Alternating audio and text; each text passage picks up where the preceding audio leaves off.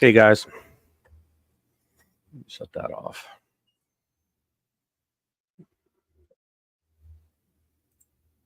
Let's see what we got here.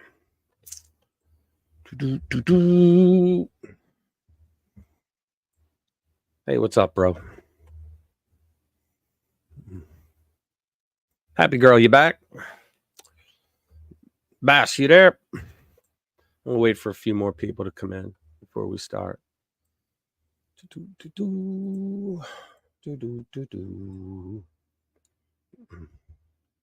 Cooking my dinner, be there in a few. Dangerfield is just getting over. Okay.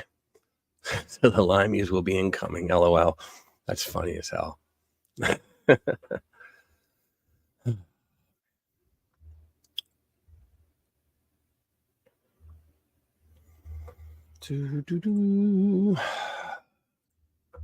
How about it, man?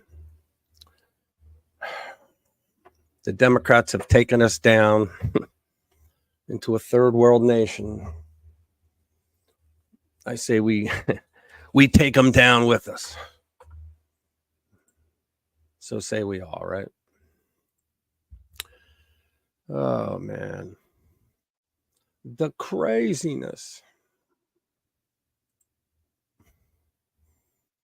All right. All right, we'll get started. Just going to play his response.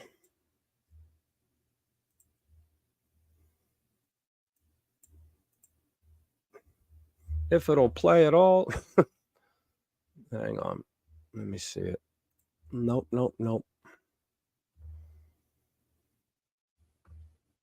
There it is. Sorry. This was a disgrace.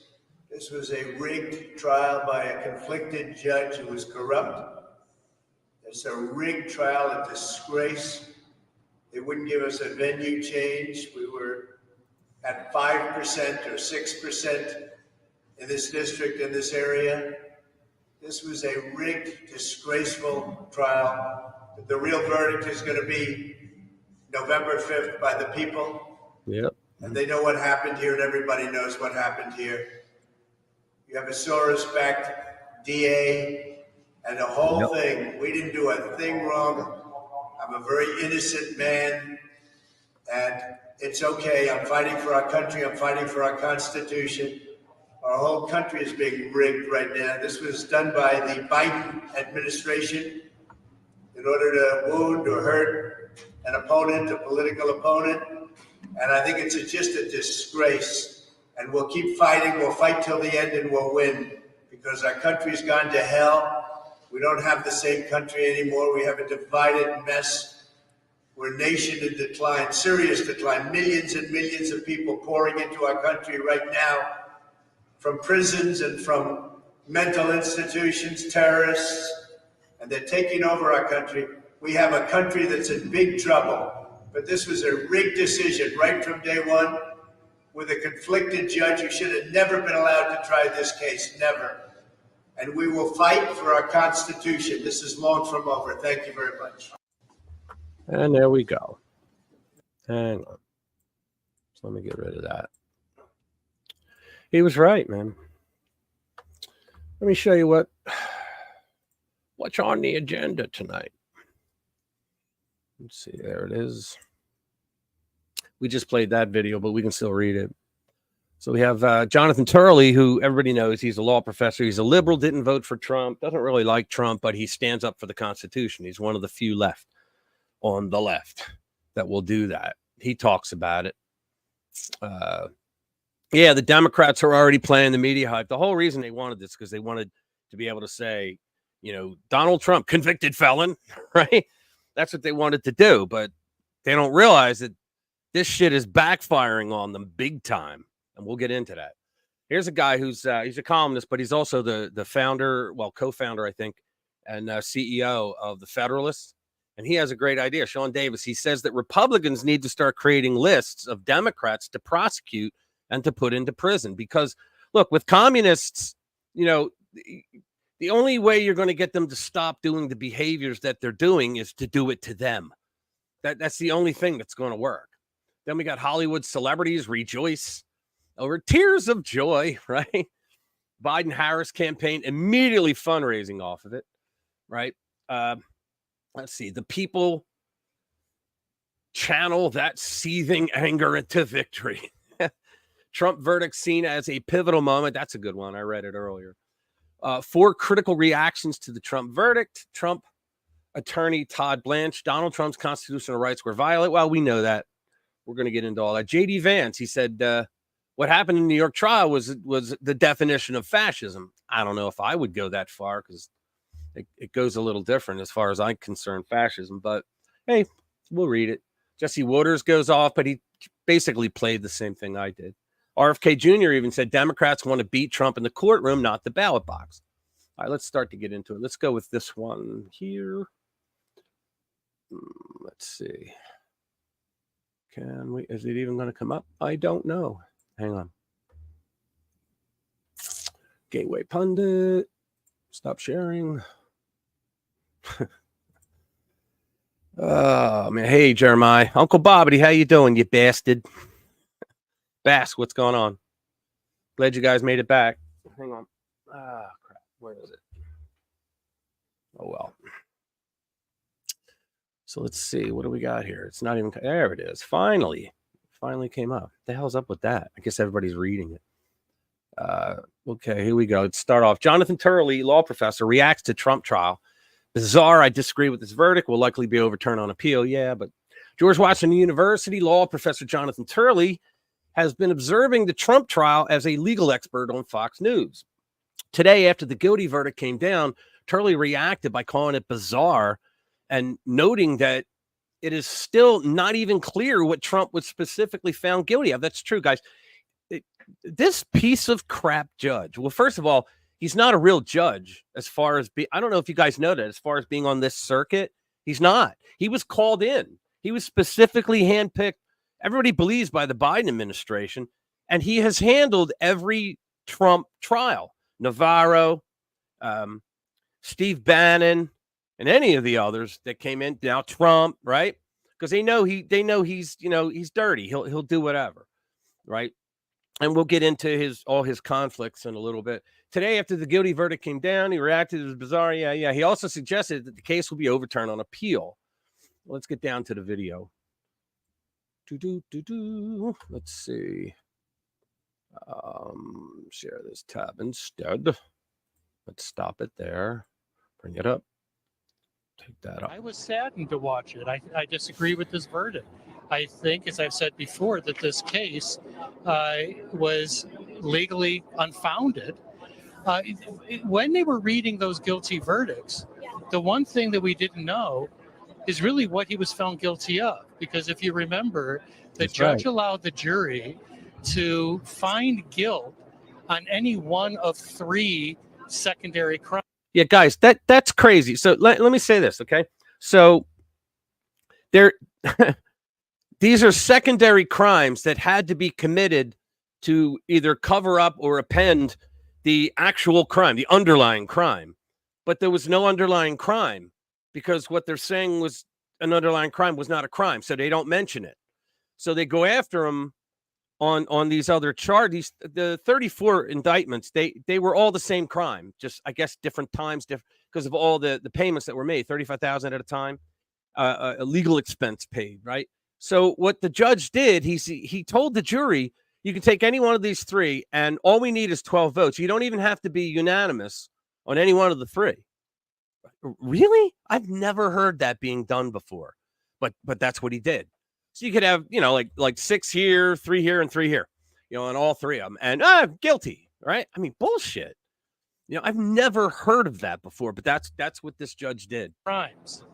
We weren't told whether the jury found any one of those crimes, whether they found all 3 of those crimes. I'm not too sure we will know that. That's one of the many issues that I think presents reversible problems in this case. Yep. So what I would say is that this is a historic moment. We all have to take a breath. But for those upset by this verdict, remember this remains a country committed to the rule of law. Yeah, really? And This is going to go up on appeal. I think it's going to be reversed in the state or federal systems. Now, to get into the federal system, it's going to be difficult, like to get to the Supreme Court anyway. But this Bragg and Mershon and Bragg were working together. I don't care who you are. If you don't know that and you don't understand it, in other words, if you say, "Oh, it's not true, Rich," then you haven't been paying attention, because he allowed a state prosecutor to take misdemeanors, convert them into federal felonies. You can't do that. No other court would do that. But this a-hole did, and it's all because they wanted to be able to say, Donald Trump, convicted felon. That's and they're already doing it. As a matter of fact, that's all they wanted to do. That's the whole friggin' reason for this thing, and it's sickening, man. Racisms, yeah. Yeah, you can't question Mershon. You can't question black female judges in New York appeals court. Yeah, that's right. To do so is domestic terrorism, bigot. No, he's not a Republican, dude. He's a liberal. And he said, he always said, I never voted for Trump. Now, he said, I don't really like him, but, he's determined to see that the Constitution lives and reigns. Him and Alan Dershowitz, they seem to be the only two on the left that think that. Lawrence Tribe, wow, he's like so far on the left, he might come around to the right. He's so damn far. But the other two, yeah, they're actually decent guys. I mean, you can get along with liberals like them. You have the same goals. You just have a different way about going about it, right? So let's see. What else are we going to do? Democrat Media Hut. Yeah, here we go. I'll pull this one up. Hello. Why is it taking forever? Oh,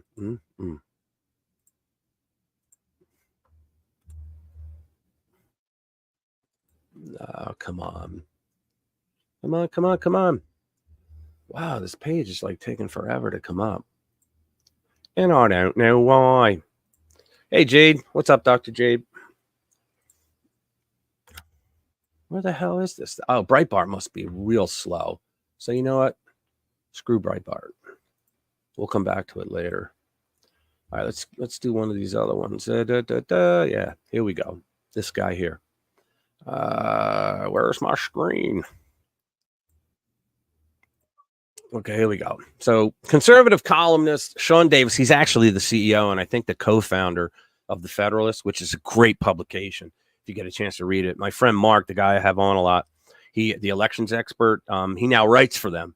He's written I think 4 pieces so far, if I'm not wrong. So he says, Sean Davis calls on Republicans to start creating lists of Democrats to prosecute and put in prison. It's a smart idea because, like I said earlier, the only way you stop a communist is by giving them a taste of their own medicine. Sean Davis is a columnist and the CEO of the conservative outlet, The Federalist. It says, after the verdict came down in the sham New York City trial, the Trump trial yesterday, Davis suggested that Republicans need to start creating lists of Democrats and prosecute and send to prison. He's not joking. He is suggesting that the right needs to punch back twice as hard. Does anybody here think of a rhino punching back even just as hard, let alone twice as hard? I don't think so, right? The liberal outlet Mediaite was horrified by this. The Federalist CEO calls for Republicans to draw up lists, yada, yada, yada. Sean Davis, the CEO and co-founder of the right wing, they always call it the right wing. They never say the New York Times, the left-wing New York Times. The Federalist called on Republicans to draw up lists of Democrats to put in prison. In a social media post, reacted to Donald Trump's conviction on Thursday evening. In 2016, the presidential race was decided based on candidates releasing lists of potential Supreme Court nominees, wrote Davis. In 2024, I want to see lists of which Democrat officials are going to be put in prison. And you want to know something? Somebody's been sending me some links earlier today, like not too long ago, of the perfect things we should go after. I'll get into that on Obama, on both Clintons. It's going to be great. This is what happens when you cross the Rubicon, he added. If you are a state AG prosecutor with original criminal jurisdiction, you had better be drafting up charges, indictments, and warrants for every Democrat official involved in this insane, treasonous attack on our entire constitutional republic, which I believe. Let's see what he wrote. If you're a Republican running for office, you can just go ahead and throw away all that elegant little policy proposals for this or that corporate exclusion or tax subsidy. Give me a list of which, I love this guy, of which Democrat officials you're going to put in prison or get lost. Yeah, you know what, guys? we can no longer put up with the pansies in our party, because this is why this shit happens, because the pansies in the Republican Party don't fight back enough. Like I just saw where the Democrats are going nuts because Alito came out and said, "Screw you, I'm not recusing myself." And then Justice Roberts was invited to speak to the Senate, and he said, "No, I have no intention of doing that." So the Democrats, I mean, they have no problem crossing that Rubicon on every goddamn issue, right? The Supreme Court shoots down Roe in the Dobbs case, okay, which was the correct constitutional thing to do, right? And so they lose their minds, and the Democrats immediately come out with old Joe saying, "Oh, we're going to codify Roe." Well, you can't, dumbasses. The court just told you don't have any jurisdiction. You have no power. It's not in Article 1, Section 8, the enumerated powers. It's not there. You could do it as an amendment, but good luck with that, right? So, yeah, I believe this. I think that from now on, we have a new set of rules. From now on, we're not going to work on balanced budgets. We're not going to work on any of that bullshit. We got to stop this, because, every communist nation started this way, where you had one side of a political aisle that just went above and beyond the call. Let's think about this. The shit that went on with this trial. Ready? So I have some little notes. So in the beginning, Judge Mershon, he should have recused himself because his daughter's making millions off the case. There's a law in New York that says that if you're like 6 degrees of separation from a relative who's making money off the case, you have to recuse himself. He refused to recuse himself. All right. And now, because the trial, it's going to continue on. He has the sentencing, right, in July, 3 days before the convention, I believe. And so it turned, or was it? Yeah. So it turns out that we now find out that for his daughter's company, right, it's called Authentic Campaigns, and I believe she's the CEO. And they took her picture down off the site after all this came out, right? Well, her biggest donors now, Mershon is giving them prime seats inside the courtroom to watch Trump get sentenced. Now this is bullshit. This whole thing, it's a kangaroo court, right, with a kangaroo judge. So, yeah, let me tell you something. If Trump wins on November 5th, on November 6th, I think Judge Mershon will be on a plane out of the country. He should have moved the venue. He didn't. He should have recused himself. He didn't. He ruled repeatedly for the prosecution and against the defense on material issues constantly throughout the whole thing. He showed anger on defense counsel when they tried to defend their client, but he allowed the prosecution to ramble on forever. The jury instructions were so bad they could have been written by any number of Marxists. He gave them like 100 different ways to convict the former president. The state prosecutor used a federal law that impacted a federal election to interfere with a federal election. How do you do that as a state prosecutor? It's bullshit. I'm going to say bullshit throughout all this, so pardon my French. The court allowed the jury to convict on any one of 3 crimes without unanimity. All right. The judge allowed the jury to convict Trump on not committing a crime. The judge told the jury in the instructions that they did not have to prove the underlying crime was committed, because they couldn't, but allowed the jury to convict Trump of intending to conceal an act that was not a crime. There you go. That's how you do it. I hope the Republicans are paying attention, because that's exactly the kind of stuff you have to do. Except, with the crimes of Joe Biden and his family, for Christ's sake, they should be the first target. We can go after Obama. We can go after the Clintons for all kinds of stuff. They just convicted a president on 34 counts for something he didn't do. There's no underlying crime. And look, guys, the important part of this is if they can do it to him, they can do it to you or any one of us. It's unbelievable. If they win in November, I honestly don't think we can survive another 4 years, whether Biden's in there or not. I don't think we can. We're barely surviving. I think the only reason we survive now is because America has been the greatest country in the world since we started, and it's taken the Marxists extra long to trash it. I think Trump had really good numbers until COVID came, and the Democrats shut everything down, and then they're trying to blame Trump for all that, which I think is horseshit too. But yeah, so I mean, you talk about the Bubba effect. You think about this. When the election hits, okay, what I think is going to happen, because they're already like, who was it? Michael Anton. That was it. Reporter, investigative journalist. He wrote right before 2020 that the Democrats, the left, that they were doing these psyop war games, and like one guy would be the police, one guy would be the fire department, one guy be the army, whatever, right? The government, whatever. And they were trying to say that if Trump wins, like, how do we force him out? And they're doing it again. They're doing it right now. And so you got to deal with that. And at the same time, they're saying that we're the ones that are being fascist, that the guys on the right are the ones that are being violent. And they point to January 6th for everything, right? I mean, there were 10,000 people, maybe more there. What was it, like 500 to 700 people? Or no, what was it, like 800, 900 people? It's not even 1%, that were involved, but everybody there. Wow. Then again, all 80 million people that voted for him, 81 million, we're all insurrectionists, right? So Soros, I mean, this is what our country's become, and it's going to get far worse if they win again, because Soros, we have all those. I mean, it's a majority of the DAs that are all Soros backed. They're not prosecuting. They won't prosecute violent criminals, but they'll prosecute Trump.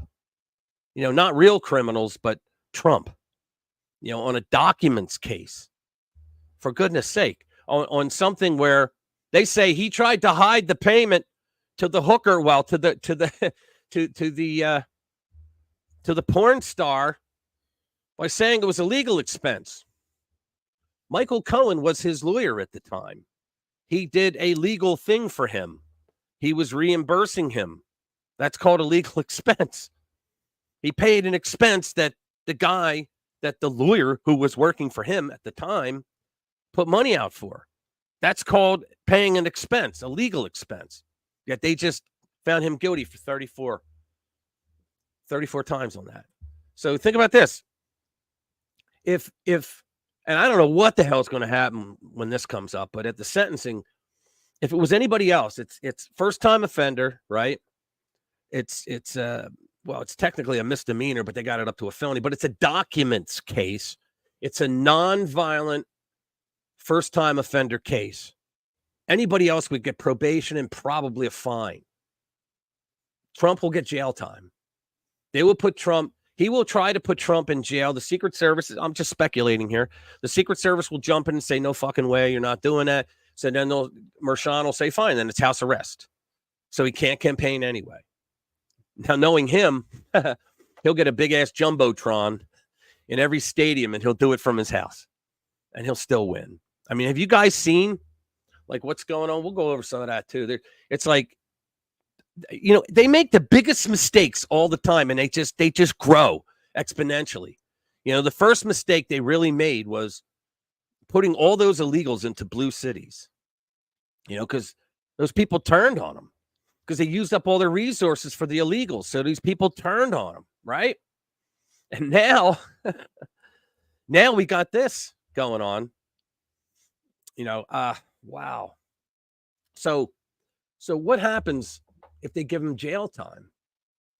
What happens if they go to November 5th and the Democrats do their shenanigans and Trump comes out when all the tallies at the end of the night say he won, and he says, I won, I'm the president. See you on the 20th of January, right? And then Biden comes along with all the media. No, he won. Joe Biden won re-election, right? So what happens, right? Well, we know what happens. If they can't figure it out and they both have like 250, nobody gets to 270, it's going to go to the House of Representatives, and it has to be for the districts. And there are more Republican districts than there are Democrat. So they'll just go nuts. So what I think is going to happen is you're going to have people. You ever hear the Bubba effect?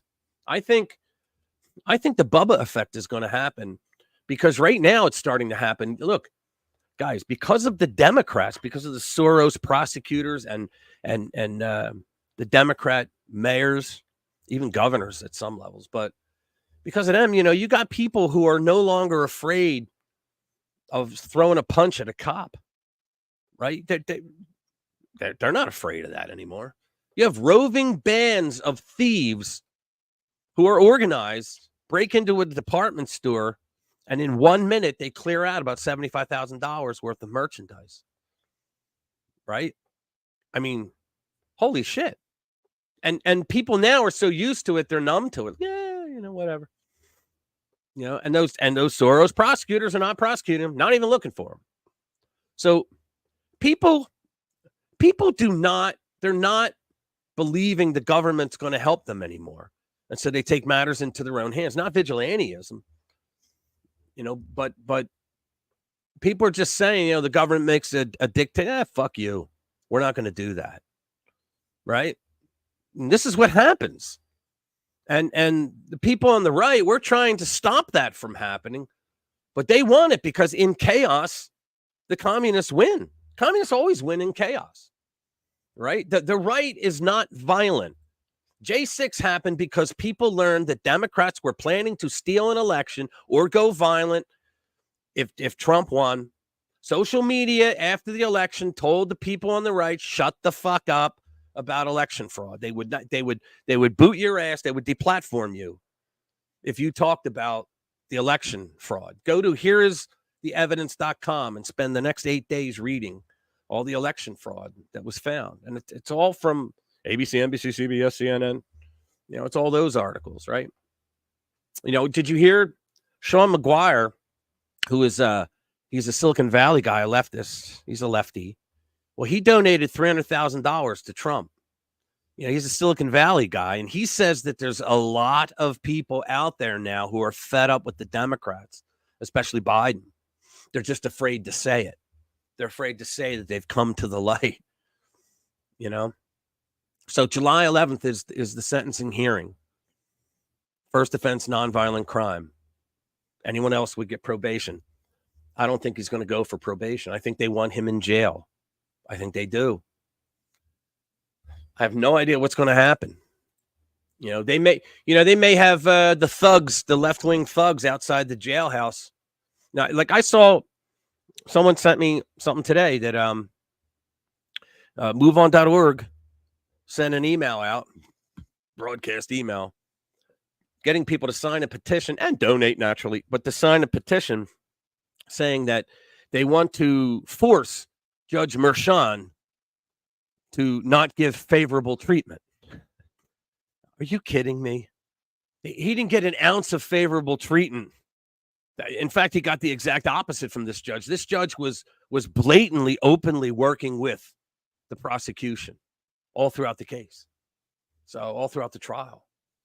So I mean, they're already out there saying, well, we can't let him get away with this. He has to go to prison. Really? Well, nobody else would go to prison in this situation, but they would call that preferred treatment.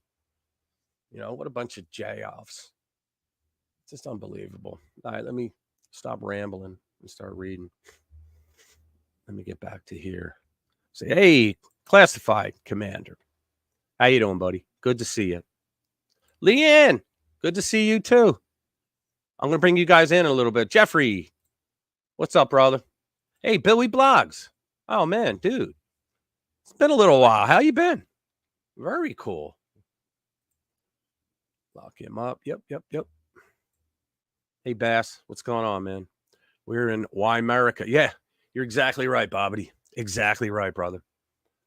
I know. What country do you live in? Can't be America, surely.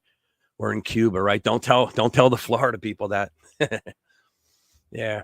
I love the Cuban people because they always said they make great Americans too. You know why? Because they work. I'm not saying other Hispanic groups don't. No, don't get me wrong there. The illegals, yeah, they'll work. They'll take your job for less money. But yeah, it's not. The Cubans come here and they start businesses. They hire people. You know, you got to love it. They got the spirit, you know.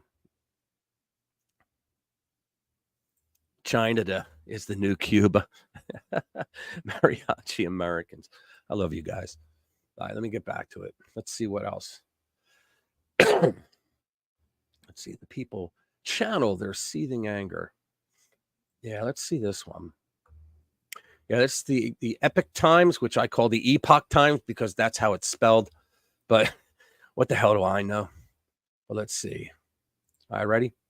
The Trump verdict seen as a pivotal moment for undecided voters. Lawyers, pollsters, and politicos weigh in on how they think the New York jury's decision will affect the 2024 presidential race. The outcome of former President Donald Trump's New York records falsification trial is most likely to influence undecided voters. I don't think so. A sliver of the electorate that could exert an outsized impact on the November 5 presidential election. Does anybody watching this think that people in this country overall have not already made up their minds? I think so. I think everybody's already made up their minds. They either hate Trump or they love Trump, right? Then you have the people that hate Trump. They don't like what Biden's doing. So they're either going to vote Trump and hold their nose, or they're just going to stay home and not even vote down ballot. All right, you guys heard, did you watch my video this week about the dumbasses in Ohio?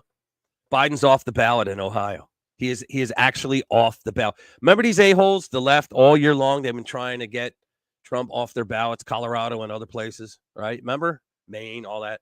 And SCOTUS had to come in and say, no. Well, guess what? They missed the deadline. These dumbasses missed the deadline. Now, a lot of people say, well, you know, it's Ohio. It's a solid red state, right? There's no way that Biden would even have a chance. Yeah, but their down ballot will suffer because a lot of people come out only to vote for the president. And then they go, while I'm here, okay, I'll vote all the Democrats, right? So the Senate race in Ohio is important this year. It's pretty important. So I don't know what's going to happen with that, but I wonder if somehow he will get on the ballot.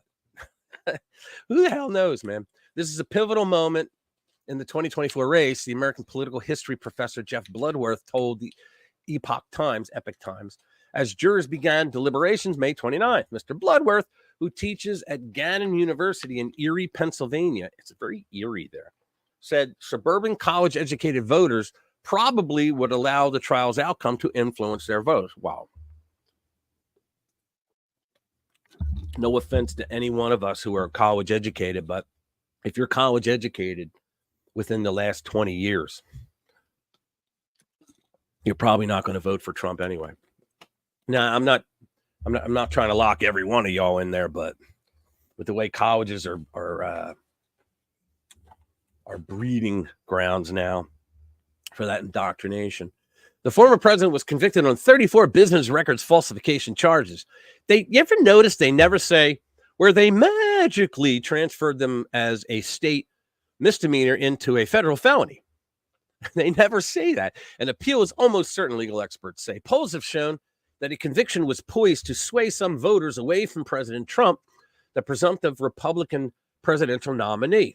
Trump campaign pollsters predict the effect on votes will be minimal. Exactly. However, it appears that the verdict is having a big immediate effect on fundraising. Abso-friggin-lutely. Trump got more, I think, than anyone ever over the last 24 hours donated.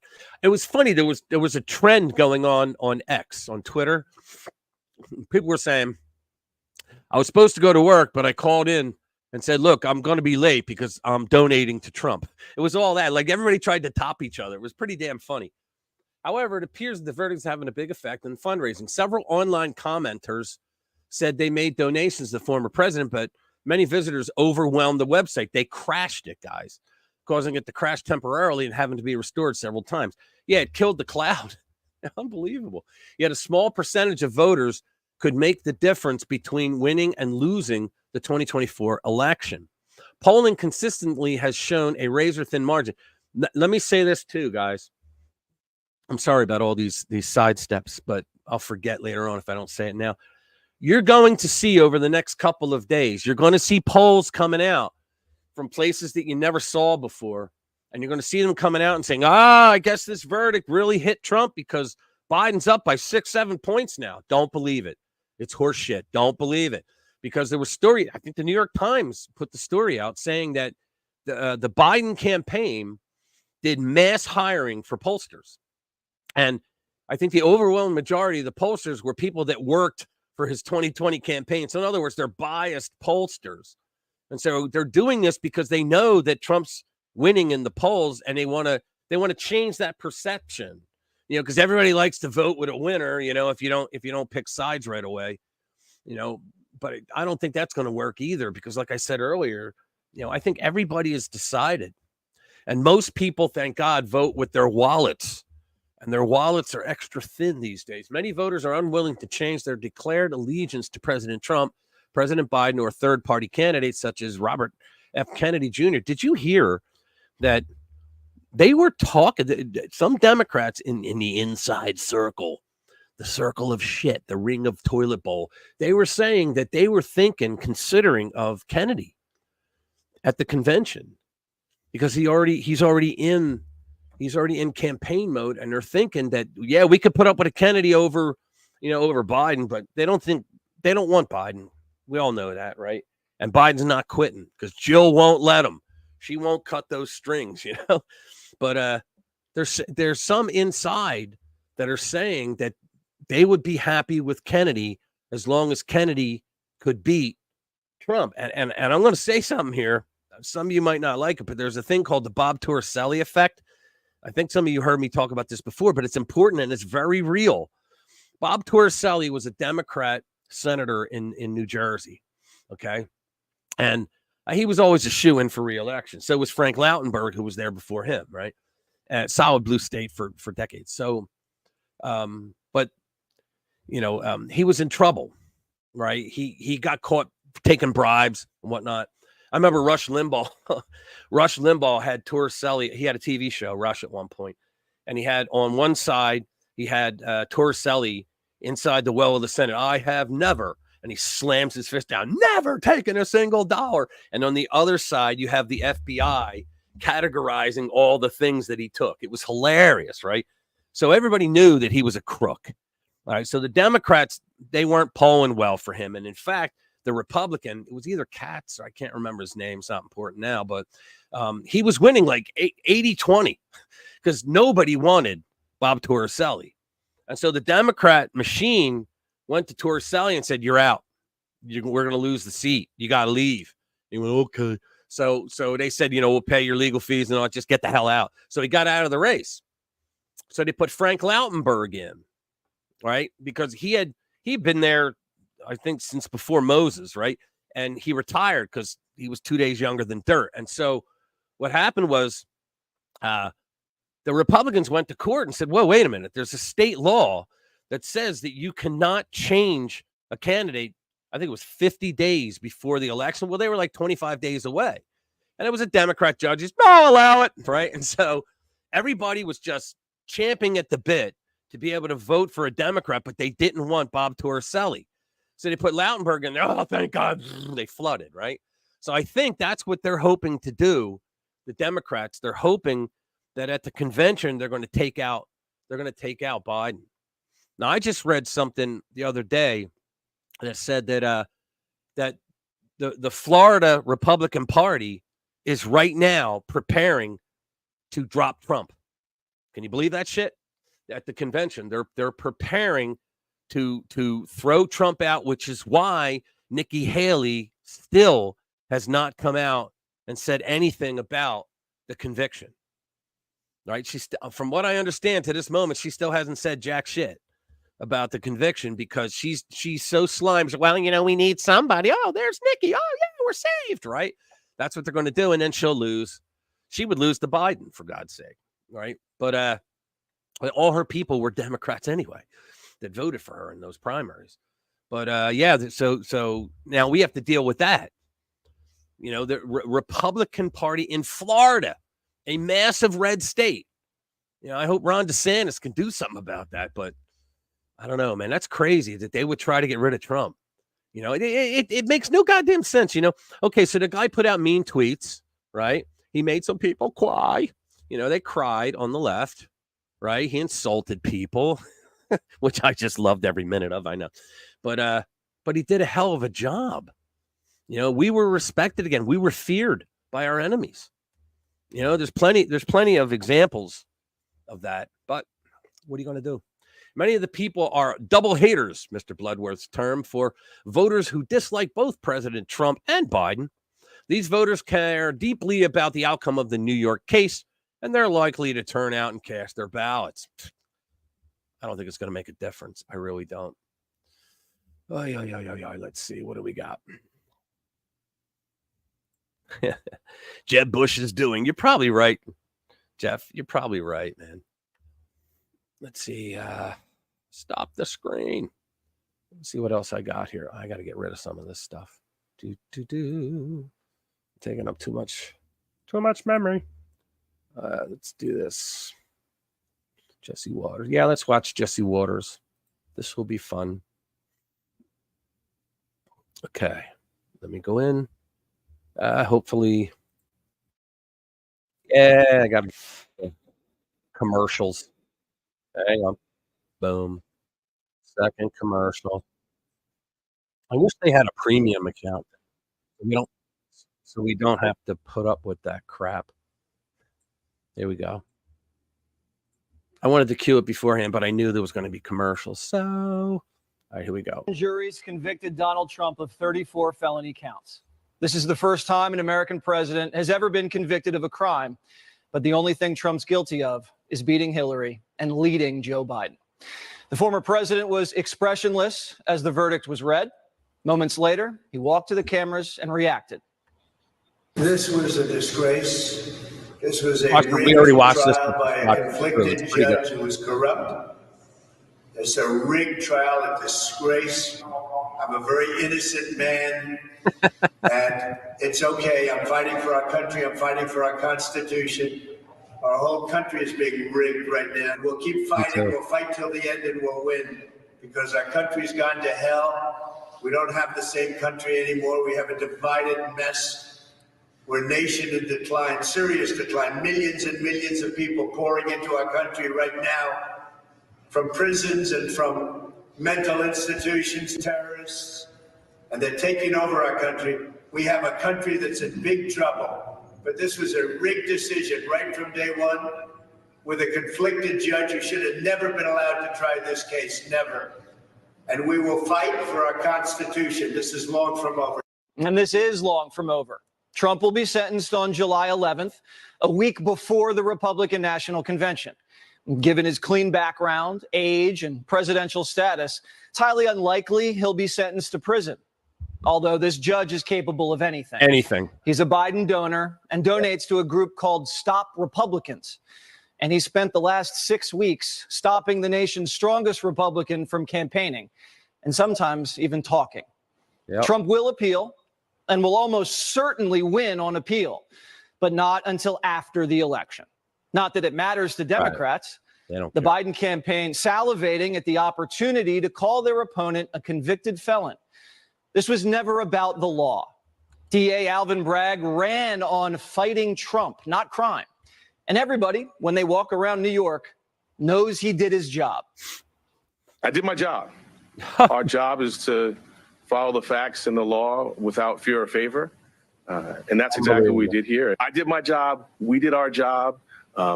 Many voices out there. The only voice that he did his job. He finagled getting state misdemeanor charges onto the federal level as a felony. He did his job. Yeah, okay. matters is the voice of the jury, and the jury has spoken. Yeah, The number 3.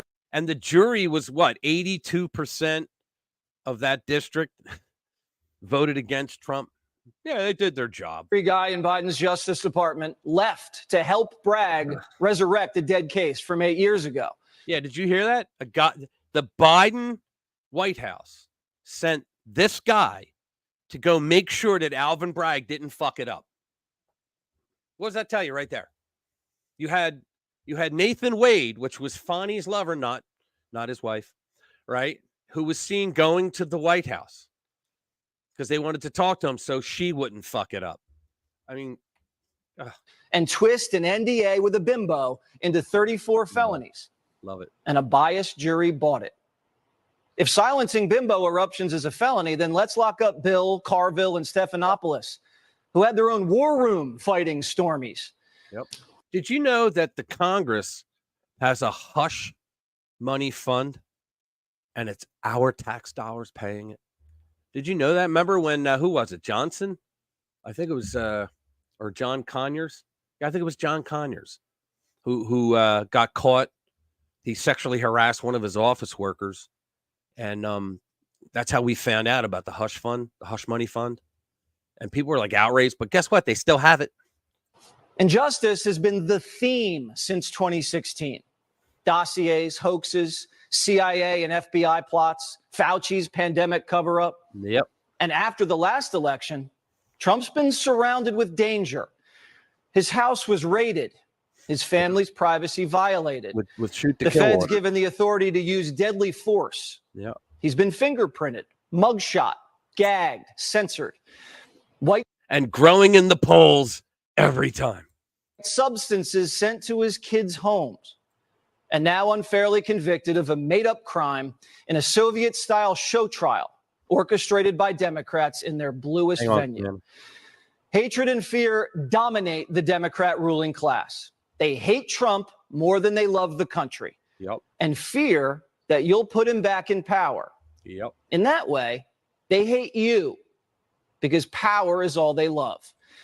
And they're willing to do anything to cling to it. Yep. They're willing to destroy the rule of law. The Republic has been wounded by weak lawyers and talentless political bloodhounds. Yep. But remain confident that the American people's sense of fairness and justice will prevail, and that these evil men and women will be vanquished and the injustice rectified and the stain on our democracy washed away. Remain steady and calm and focused on the goal. Juries don't decide our election. You do. So do what's right. We can't take this anymore. That's right. Fucking A. Yeah, we just can't take that crap anymore. What's up, man? How you doing? Hey, how you doing there, brother? All right, man. What's going Good to on? see you here at the beginning. Yeah, I know, right? I'm like, Jump in fucking towards 3 the o'clock. I know he's having a live stream, and I got here like 17 after or something. But That's good. I'm trying to do my best here. You know, I got lots of work to do, but it's light out late, so I can do a lot of work later. So I don't care. Like, it doesn't matter. I'm on the West Coast, so our sunlight lasts longer or something. I don't know. Yeah, I don't know. You're on the left coast. The left coast. Yeah, I know. Fuck, it's that bad out here. Believe me. Fucking, I live in China, so it's a fucking nightmare. I know. Let me see what else I can do. Here we go. Trump verdict critical. I did that. Critical reactions. More importantly, how are you doing, sir? Oh, I'm good, man. Thanks for asking. Nice. Yeah, I'm doing pretty good. Oh, let me do this one. I got to. I spent some time last weekend. I spent Saturday with my mom. Oh, cool. I just met, which is really I know. nice. I know, isn't that crazy? I just met my mom. He was adopted, guys. Yeah. Yeah, it was wild, and she's like talking to all these silversmiths and everything in the local market, and then she's like, I'm sorry I'm taking so much time. I'm like, you just do what you want. Don't worry about it. Like, no, it was wonderful. Yeah. Cool. And then she gives me a bunch of fucking money. I told her I'm only gonna buy clothes and tools with this shit. So I bought clothes. All right, let me read this. Here we go. The scumbags. Hollywood celebrities rejoice over Trump verdict. Tears of joy. Fuck Trump and fuck those who support him. All right, here they are. You got Barbara Streisand, which is the word that we use for bullshit. And meathead. Meathead. Yeah. Oh, Jesus. Ooh, what's that? Ooh, oh, my gross. God. Yeah. Well, I can't remember his name. That's not Walton. Can you Kathy blow up Griffin? that picture? Well, that looks like Walton Goggins. Oh, really? Well, that's Bette Midler there, but ooh. Let's see. Oh, Kathy Griffin. Do you see what she looks like lately? Oof. All right, it was Christmas in May for Hollywood celebrities after a jury in Deep Blue, New York City voted to Former Bobby President says it's Trump. John Leguizamo. Yeah. Okay. That makes On sense. all 34 counts in his business records case. While an Ellen appeal, Barkin. Oh my God. Yeah. let me read this. While an appeal is a certainty, this is far from over, Trump said. Following the verdict, the stars nevertheless rushed to celebrate the case, which was brought by Soros-funded Manhattan DA Alvin Bragg, who was present in the courtroom on Thursday. Tears of joy and emotional, Kathy Griffin wrote. You know why? Because she held that head up of a severed head of Trump, and the Secret Service made a little visit to her house, and everybody canceled every tour date she had, and she blamed Trump for that. She blamed him, and she still blames him. Like he's the one that told her, "Hey, cut my head off and hold it up." God bless New York City, said an ecstatic Ellen Barkin tweeted, whoever the hell she is. We're all cheering for justice and that no one is above the law. Yeah, but they think that Trump is below the law. They always did. Barbara Streisand also weighed in, telling the voters that they must not allow this felon anywhere near the White House again. See, she threw in the obligatory felon. As Breitbart News reported, Trump spoke after the verdict, calling it a rigged, disgraceful trial. It was, and saying the real verdict will come on Election Day. Yep. I'm a very innocent man, Trump said. And you know what, guys? I'm not just saying this because I really like Trump. I mean, he did nothing wrong. It was definitely no underlying crime. Justice. Right. That's why the judge said in the instructions, you don't have to prove the underlying crime because there wasn't one. There's no underlying crime. He said, we will win the appeals process. We will fight for our Constitution. Now, here's the thing. He said, we will fight for our Constitution. This is far from over. So Trump talks about fighting to protect and preserve the Constitution, the country. When's the last time you heard Joe Biden talk about that? And Trump has done that for the 30 years that I've known. Exactly. He said the same things over and over. He's very consistent. But when was the last time that you heard? I mean, you hear them, they all say, oh, it's a threat to our democracy, even though whenever you hear that phrase, Rich, whenever you hear that phrase, a threat to our democracy, that's commie speak. Oh, I know, but I mean, they say that while they are damaging our democracy at the same time, right? Mm-hmm. It's just Judge Merchan set sentencing for July 11th, 4 days before the convention. And here's all the idiots. Kathy Griffin saying that it's awful and he is awful. Tears of joy. Yeah, right. Okay. Barbara Streisand. Bullshit. Barbara Streisand. Convicted felon Donald Trump is blaming the judge. Who wouldn't if you paid attention? See, these are the people that Yuri Bezmenov was talking about who will not believe you're telling them about the communists and how horrible they are until they get a foot in the ass that knocks them down the stone pile and tells them pick up a hammer. But I was on your side. Yeah, seriously. That's who these people are. And they're against the wall. And they're like, but I was helping you. No, you weren't. Yeah, it's unbelievable. Yeah. Leslie Jones, whoever that is. Bette Midler. Guilty on all charges. Bitch that fucking played in Ghostbusters 2016. Yeah, well, she suffers from TDS level 7, which is the highest known recorded level of the dreaded syndrome. She's level 7, guys. Yeah, she's bad. She's really bad. D.H. Hughley. Yeah, this guy's a piece of shit, too. It's weird how one felony can prevent you from getting a federal job, but 34 can't stop you from running for president. Yeah, it can't stop you from being a congressman either. But you didn't say that. Here we go. Guilty, and he's laughing. Dude, fucking Luke Skywalker, Mark Hamill. Fucking that guy's got total TDS. Yeah, he's another one. Yeah. And I used to respect him, and it's like, what the fuck? Yeah, watch this. What happened to you? Watch this. Watch. The Lincoln Project. Here we go. Oh, the Lincoln Project, the pedophile project. Yeah, here we go. Yeah. Watch the cheering that goes on. That's an old meme, by the way. Look at this. Look at this. They're going out of their ever-loving minds. Yeah, I know. That's an old meme, and they just use that. That looked like the time that OJ got off. Yeah, no, that's actually a meme. Yeah, it probably is. Dude. It is a meme. And it's used like they put whatever on the screen that works, and like I don't think it was actually a freaking soccer thing back in the day. I didn't share that. Everybody's probably going, "What the fuck is he talking about?" Hang on. hang on. I recognize it like right away, even without playing it. I recognize it. Yeah. It's an old meme. So, Oh, really? oh yes, No. I think this was. Mr. I think this was Moneypenny. real.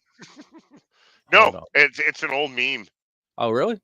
Yeah, Oh, it's yeah. an No, old meme, it's on dude. there. Sorry. Yeah, I no, it just was stopped sharing. originally it was like Jeez. it was a video of like a soccer game that was won and fucking James everybody was Wood cheering, is super and then based. everybody put Yeah. their own shit on the TV screen Yeah. and made it into their own, so it became a meme after time. So yeah, Wow. I'm Let's a see, I'm a Trump verdicts. 4.5-star general in the Great Meme Wars. Okay, so Are you? Oh, okay.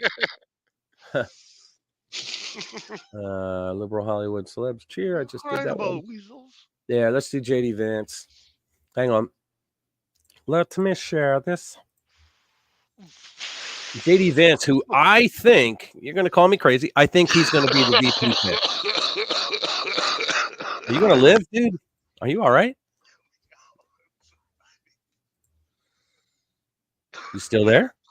Yeah, smooth. Yeah, I'll live, sir. All right, brother.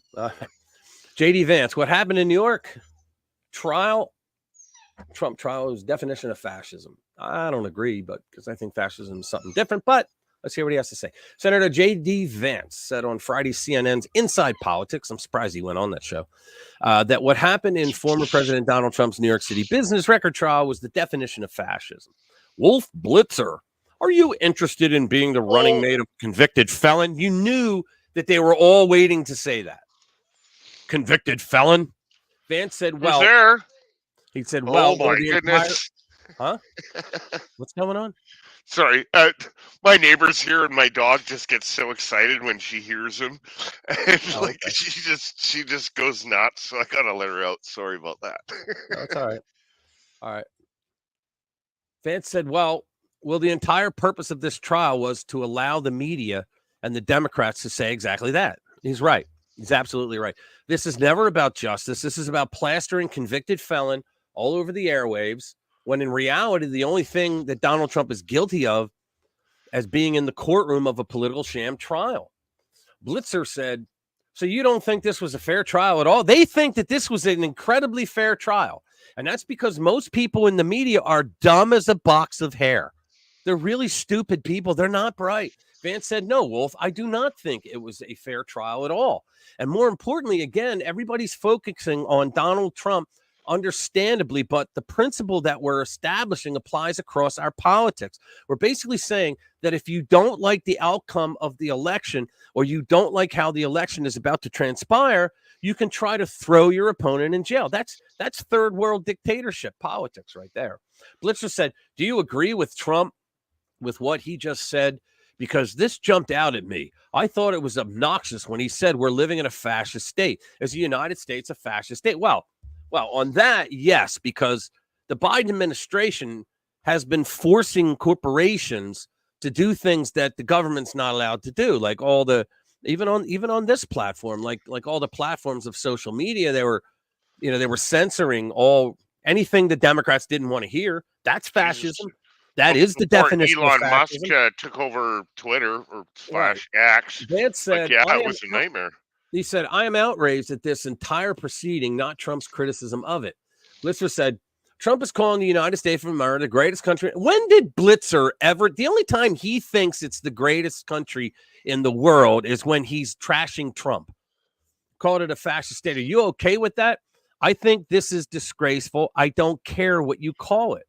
I think he added, I think this proceeding, this legal proceeding, is disgraceful. Vance concluded, I think what happened in New York, if you apply to across all 50 states, would be the definition of fascism. Throwing your political opponents in jail. Thank God it only happened in New York and not the rest of the country. Yet, it didn't happen in the rest of the country yet, but it will. I mean, you think about it, these motherfuckers, they tried to throw, like several states tried to throw Trump off their ballots. That's fascism. That's like putting him in a jail cell, right? If he can't run, he can't run. Why do they want to put him in jail? Because they don't want him to be able to campaign. So I think taking him off the ballot is just as equally as bad. as this, as far as trying to interfere in the election. I mean, the Democrats are desperate, which is why they're doing desperate things. What else? Fucking I've seen a bunch of I've seen a bunch What's of up, Hi Jade? Jade, how are you? Hello. What's up? I've seen a bunch of shit online, like on Twitter, basically. Yeah. And like people are like, yeah, no, I really want to vote for Trump now, and they're like all for it, and like some people are making some AI images of like Trump with tats in jail, and like he's like the man, and like it's hilarious. And they're like, what would you call him? It's like it's pretty funny. But you know what? It's the old Star Wars thing with Obi-Wan Kenobi. It's like, if you strike me down, I will become more powerful than you could ever imagine. It's that same ideal. Hi, Jade. How are you? I'm good. How is everybody? Good. If I was any better, I'd be twins. I'm in a different location. I didn't feel like going downstairs to set up. Do you feel like going to the drum set? I missed the drum set. So I don't know if you saw my comment just a bit ago. It's pretty bad when the Kremlin actually criticizes you. Yeah, not a felon if you win the appeal. Yeah, exactly. No, but the Kremlin came out. Yeah, no, it's bad when the Kremlin calls it political persecution. Yeah, exactly. Yeah, exactly. The Kremlin spokesman came out today and said, "Oh God, I forget this is a tax on your political enemies, legal and illegal, something like that." It was. Yeah. And this is out of the Kremlin. You got to know it's bad. Yeah, no doubt. When the Russians are calling you out for good question. all that shit. Good question, Jeffrey. Jeffrey said, "Will being a felon give Trump street cred in the hood?" I think he already has the street cred. Before he ran for president, the rappers, right? The hardest thing they had was trying to fit Trump's name into a rhyme, right? Then when he ran for president as a Republican, they were told by the Democrats that he was evil, and so they all hated Trump. And then so they helped. They were part of the symbiote that helped Biden get in, right? The steal. Uncle Bobbity, straight out of Mar-a-Lago. There you go. That'll be funny. Fuck, I love you, Bobbity. You're great. Yeah, listen, but they have trouble. They have trouble with a word that rhymes with Trump. I mean, I thought orange was the only word that didn't have a rhyme. But then again, no. They were trying to figure out how they could together, though, doesn't it? Yeah, they were trying to figure out how they could slip his name into their rhymes, and then they hated him. And now you just saw, Snoop Dogg just said, "I got nothing but mad love for him, love and respect for Trump," because the word's gone out through the hood that Biden is like really hurting us. Mm-hmm. He's hurting people, and he's hurting the people that he's supposed to be helping most, right? Their constituents, which is the demographic of Black and Hispanic voters, he's hurting them the most. And they see that, and they're like, well, they do it unless they live in Philadelphia, of course. Fuck that shit, niggas. Yeah, unless with an A, instead with an A, not a hard R. So don't say the word. Yeah, but please don't. We'll have to cut it out. I know, but I said with an AS. Leanne, here's the link if you want to come in. It'll be there in a sec. Oh, Leanne. Oh, my goodness. I love you. I love your accent, too, Leanne. You're wonderful. She'll say you have an accent. Oh, yeah, I know. I got a Canadian accent, eh? Right. Oh, there she is. Let's bring her in. Hey, what's up, lady? Hello there, my dear. Hey, Jade. Hey, Rich. How y'all doing? What's going on? So, Leanne, give us your take on the verdict. On the verdict? Well, yep. I think it's bullshit, number one. Yeah.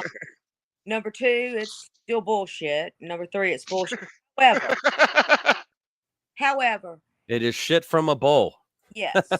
With a spoon in it for everybody to get a big bite of. Yeah, there you go. It's also setting a precedent. Because if they can convict Trump and put him in jail, they can convict any other former president for something. That opens Obama, the Bidens, the Clintons, the Bushes, and they all have something to hide. Yep. Ever hear- I had someone I sending me concur. links. I had someone sending me links earlier to all these stories about Obama and the Clintons and all, and I'm like, I was trying to put it together and I couldn't. And I'm like, why are you sending all it? And she told me, she said, because now we can go after them for all that stuff. And I'm like, damn, that is smart. Yeah, Yep. unintended smart. consequences. By design. I'm just not. You remember the old saying, "Be careful what you wish for, you just might get it." You just might get it is Yep. right. You're right, Jade. You're and totally they didn't right, learn. Jade. Like I remember when they tried to pull that nuclear option on Supreme Court judges. And I remember when it was McConnell, actually, it was the turtle who actually said, you're going to regret this because you're not going to be in the majority forever. And we're going to use this against you. And Schumer just laughed. Oh, well, it was actually Harry Reid. He just laughed. Oh, yeah, get out of here. We're going to be here forever. And then they lost the majority. And that's how he got all of Trump's judges in. All the judges. Well, what do you think about Manchin? What do you think about Manchin switching to an independent now? He left the Democratic Party today. Well, he should have become a Republican. He would have done much better than if he was an independent. He'll be a rhino. As an We independent, have him here in China. We call him Chinos. there's conservative in name only. There's no party infrastructure to back him as an independent. I don't know why he just didn't become a Republican. I guess because they already have Republicans running, but he would win. I mean, they like him there because he was the closest thing to a Republican. You're right, Jeffrey. Just ask Julian Assange. He's right. What's that?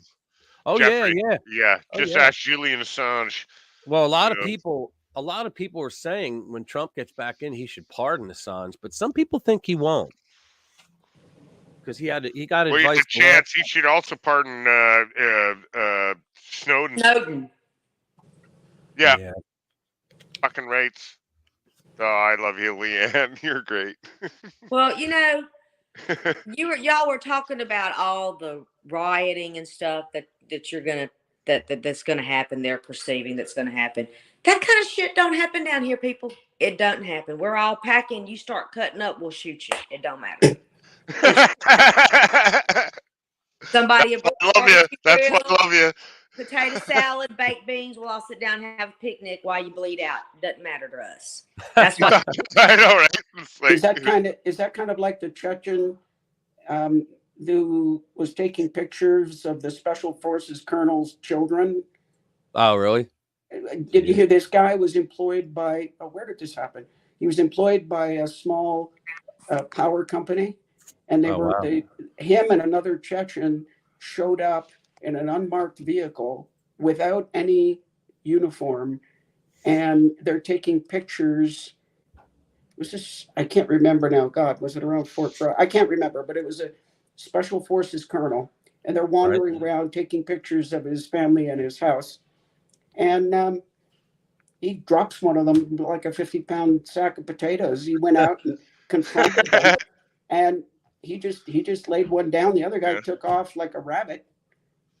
But they were like 250 feet off. Fuck around, find out, right? Yeah, and so don't screw with special forces colonels. Yeah, you know what they say, FAFO. That's always a good rule of thumb. Yeah, and well, down here we have a philosophy and saying is a dead man can't talk. So if you shoot them, they can't tell on you. There's nothing they can do. Yeah, but I think when you guys pull out the barbecue and the beer, that'll give it away. That'll give it away when you do that. You know what? That's when you take care of something for the police. That's when you call them over to have a burger and a beer so they can watch them. While you guys are here, let me read this one story. I wanted to read this. Is that like back in the day when the revenuer came up to holler and never came back down? There you go. Let me read this one story, guys. It's about this piece of crap, Michael Cohen. Oh, Michael Cohen, Judge Merchan, coincidence. absolute gentleman, judicial perfection. To see him on that stand is to see poetry. Now, remember, this is the guy who was convicted of perjury, and during his sentencing for perjury, he lied to the judge under oath. He's a serial perjurer. Unbelievable. Just during an appearance- coincidence. Let me now hush. Let me read this.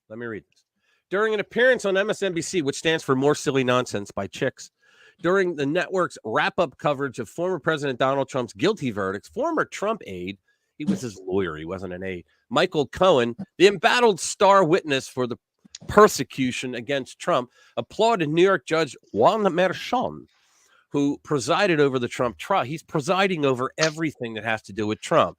Navarro, Steve Bannon, Trump, and anybody else. They pulled him. He's not a judge in that circuit. He was handpicked by the Biden administration. Quote, how do you think Donald Trump is feeling today in the wake of these verdicts? Richard Maddow said. Well, I can only go back to when Judge Pauly sentenced me 36 months. Cohen replied, you don't feel good. Sentencing is terrible. Well, he wasn't in a sentencing hearing. He was convicted. I, of course, took the plea, the 48 hours that was given to me, or they were filling the 80-page indictment that was going to include my wife. It never feels good. I did what I had to do to protect my family. Yeah, sure you did. This is very different. Donald didn't let it go in order to protect his family. He took it all the way. What was he supposed to do? They charged him with crimes he didn't commit. There's no underlying frigging crime. And the ones that they hit him up with expired 6 years ago. Now, if you guys remember that the Trump legal team had like a very high-ranking Federal Election Commission person that wanted to come in and testify and say that Donald Trump committed no election laws. He violated no federal election laws. Merchan wouldn't allow him. He wouldn't allow the witness to testify. Are you kidding me? So in other words, that's like hiding exculpatory evidence. Oh, Merchan's day's coming. Merchan's day is coming. It is coming for him. Look at this. And Judge Juan Merchan, who is an absolute gentleman, to see him on that stand is to see poetry.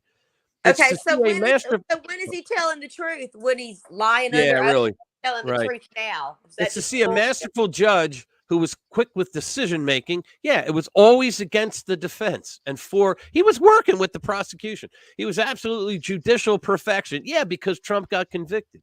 And the jury, he would say that he botched it and all if Trump got off.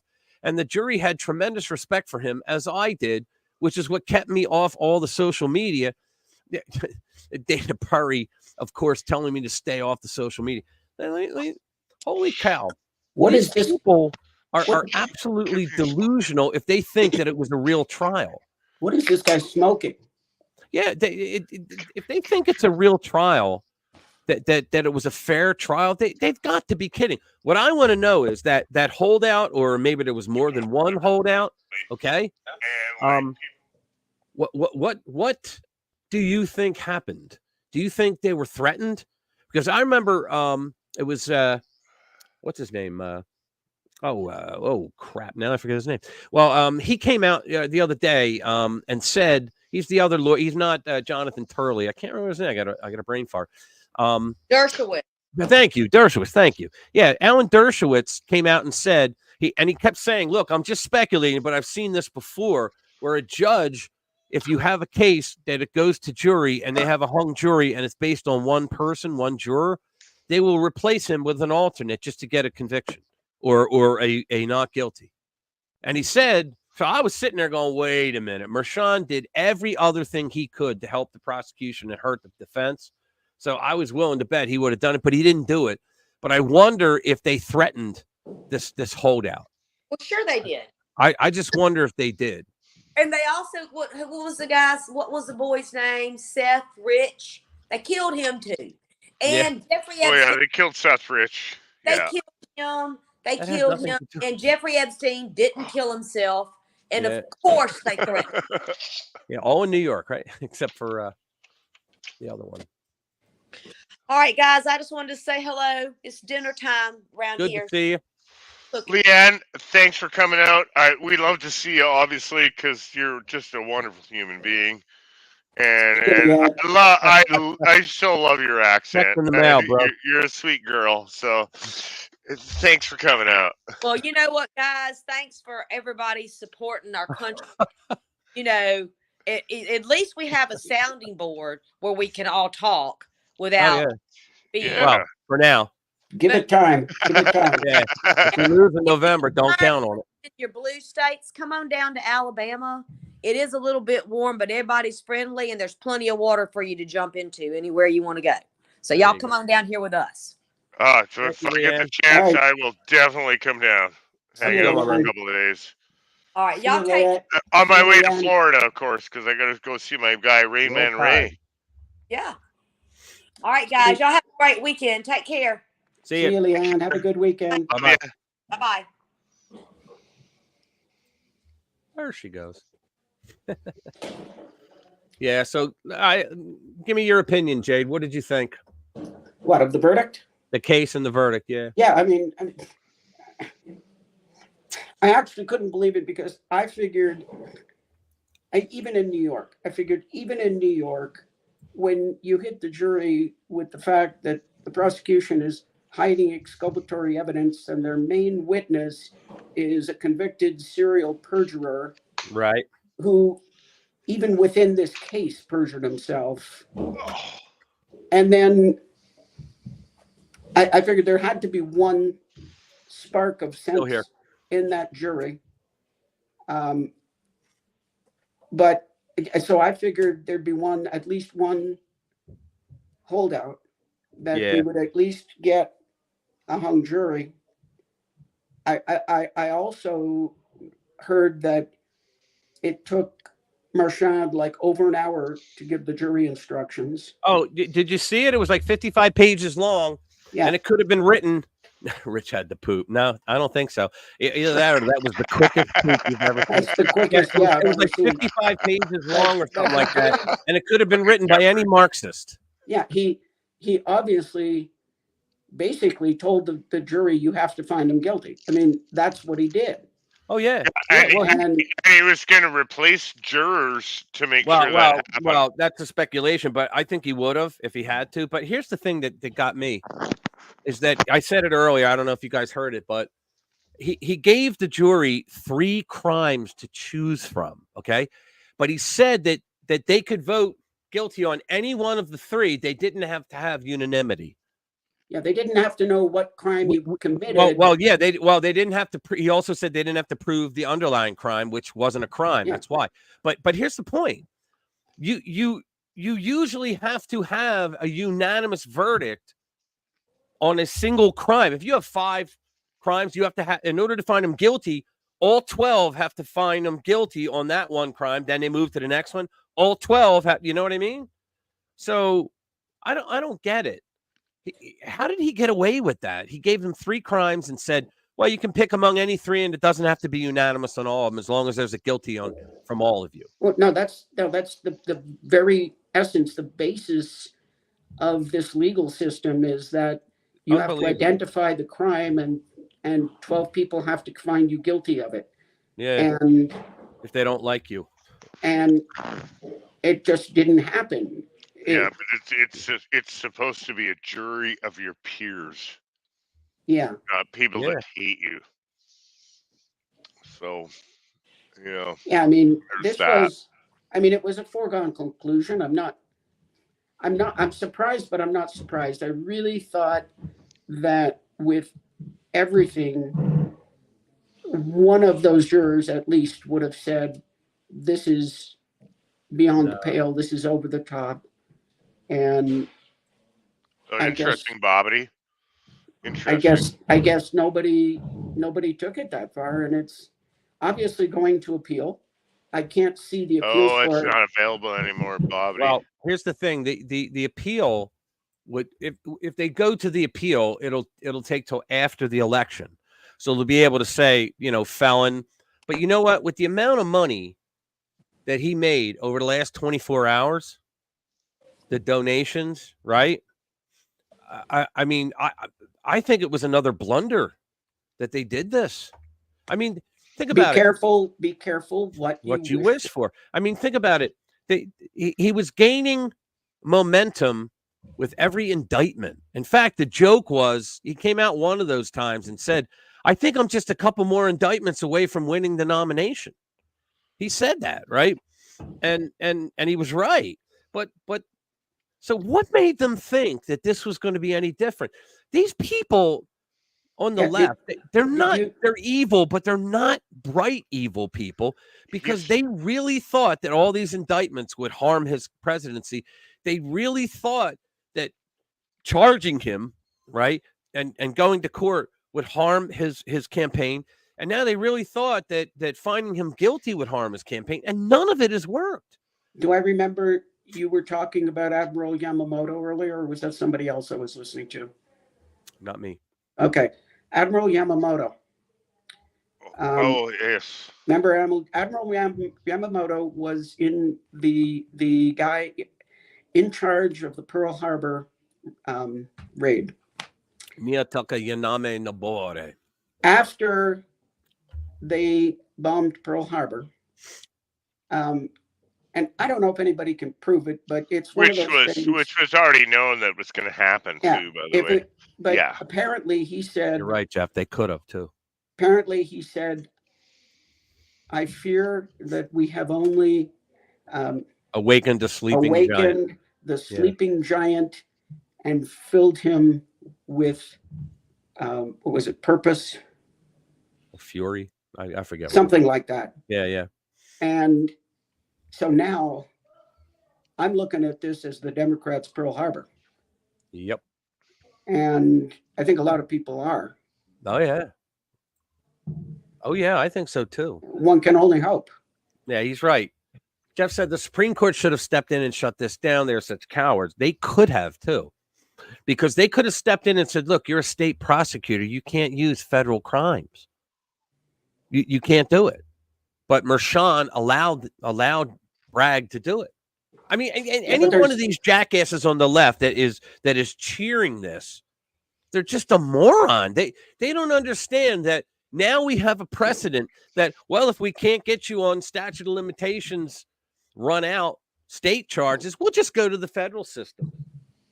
Think about that. And they'll say, "Oh no, this was just for Trump." Oh, so you singled out Trump for that? Is that that's a crime in itself? Because that's against the Constitution too. Oh yes, definitely. Like, I'm Canadian. I don't know more about the American Constitution than most Americans. Like, it's fucking hilarious. No, and it's just against everything what the Constitution stands for. Yep. And believe me, the reason I say this is because Canada is a fucking shithole right now. Language, dude. And well, it is. Well, I throw the S word, and I think I threw an F-bomb tonight, maybe.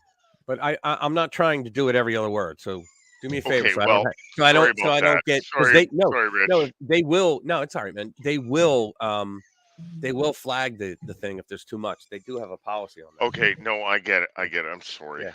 I'm sorry about that. But we are literally a third world country masquerading as a first world country right now, and that's all because of our government.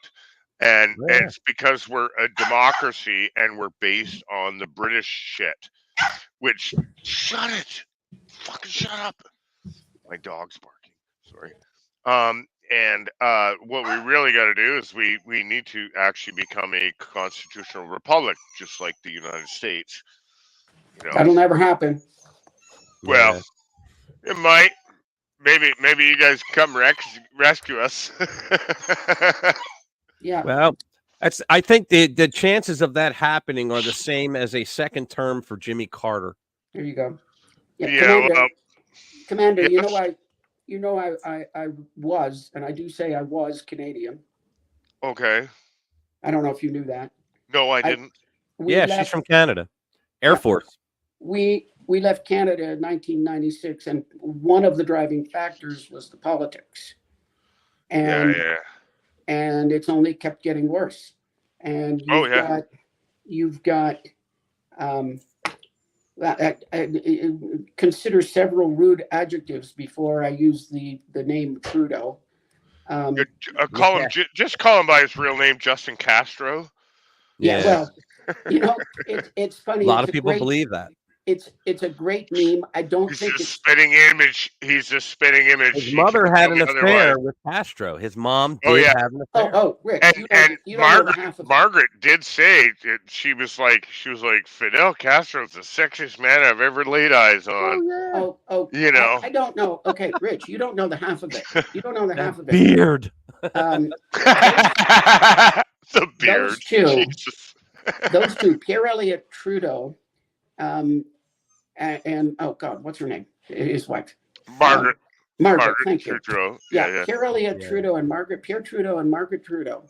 They were super flower children back in the early 70s. That's the problem.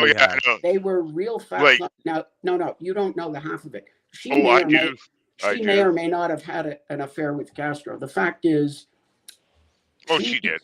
She slept around with. And they both did. They hung out with the Rolling Stones. They went to all these parties. Yeah, but does Justin look like Mick Jagger? No, he looks exactly like Fidel. Come on.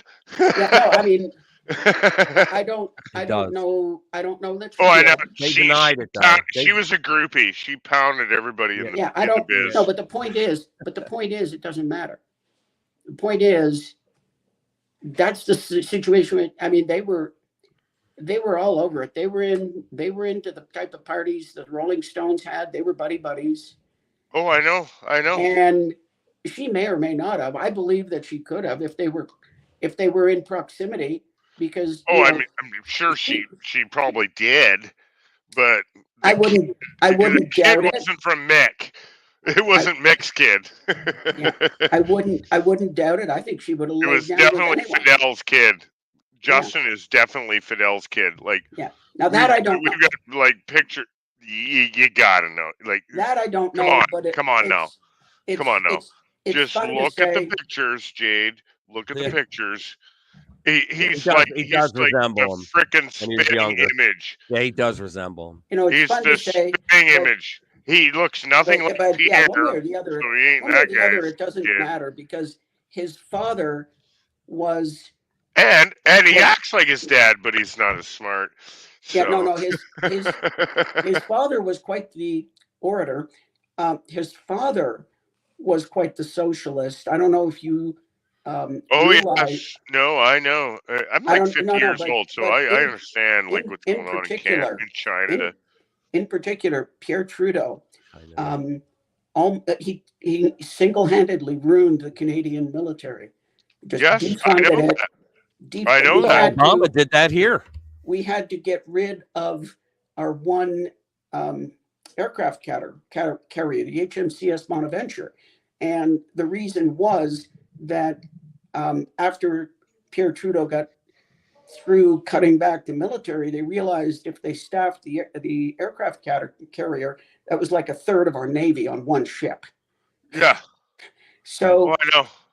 And he almost got us thrown out of NATO because we were flying aircraft. Fuck NATO, well, I mean, screw NATO. Yeah, I agree. I think we the hell with them. But it would be nice for it to be our decision. He almost got the Canadians thrown out of NATO because he was defunding the equipment so much. We were still flying F-104s, and they just could not keep up the commitment. So yeah, Pierre Trudeau, and the interesting thing I can see, if such a thing can exist, I can see Pierre Trudeau up there looking down and looking at his kid. We'll leave that one for now, but looking down and seeing Justin, and he's going, "Yeah, baby, yeah, you're really doing it." He took what his father did, and he's just running it. Canada has a military. I just thought they were Britain's bitch. Yeah, well, Canada actually fought in a lot of wars with us. That's partially true. I think these days Oh, and that's you why. know, the Canadian infantry could be taken on by the New York Boy Scouts, but that's just me thinking that. They could be taken on by Alberta alone. Okay, like Alberta would crucify them, like, you know, because they're nothing now. I remember, like, back in the day, I was like I'm a BC born and raised guy, British Columbia. I'm BC born and raised. So, and I remember when I was driving cab, and we had CFB Chilliwack, like down in Lower Mainland, and like it was great. Those guys were awesome. Like, and then all of a sudden it just got wiped out. So what was our Canadian Forces base? What's the next one? It was Edmonton. It was in Alberta. It's like, where do we have anything else? Okay, well, I guess we had the Navy. In the Navy, no, that's not good. Yeah, that's and that was in freaking Esquimalt or Esquimalt. Sorry, Esquimalt. Yeah, no, that's we good. call it Trudeau. Esquimalt. But Yeah. like, and that was our Canadian part of the show. As we're moving back, to the to the verdict, to more American give me your thoughts on why this was such a crappy trial, and how unfair it was to the defense. It doesn't even matter, sir, because now, well, it does matter because now, everybody that wasn't going to vote for Trump sees the tragedy of justice that went on, right? And they're like, I'm voting for Trump. Well, this is a question, right? So, a president can pardon only in the federal system, and he can pardon himself for anything except an impeachment, right? He can't pardon impeachments. But so how is this going to work? So when he gets in, he should want to pardon himself for this, right? But they'll say, oh, it was a state court. You can't pardon a state. Yeah, but it was federal charges. It works both ways, a-hole. Notice how I said a-hole and not the actual words. So think about it. I see what you did there. Yeah, you see what I did there? Federal charges that he wasn't supposed to use as a state prosecutor can come back to bite him in the end. If Trump says, well, I'm going to pardon myself because it was federal charges that you charged me on. I'd like to know how long it would take an appellate court to say, what? Federal charges from a state? Throw the whole damn thing out. Now, that's if their appeals court is not completely rigged from the beginning. You know? Of course it was rigged. Well, I mean the appeals court. If they're not going to be rigged from the beginning as well. Well, it depends who hears it. Yeah, I forget which circuit is in. Is that the second for New York? New York. Hang on. Yeah, they're. Which circuit is that? 120 volt or 240 volt? I don't know. There you go. Yeah, I think is it the second out there? And they're bad. New York Court of Appeals. So, Rich, is that when you call that baseball player? Remember him, A-Rod? A-Rod. Yeah. Is that like when you say a-hole? Yeah, kind of like that. Yeah, you're right. It's the second. Yeah, it's the Second Circuit. You're there funny, you go. Front Jay. hole. He's talking about golf.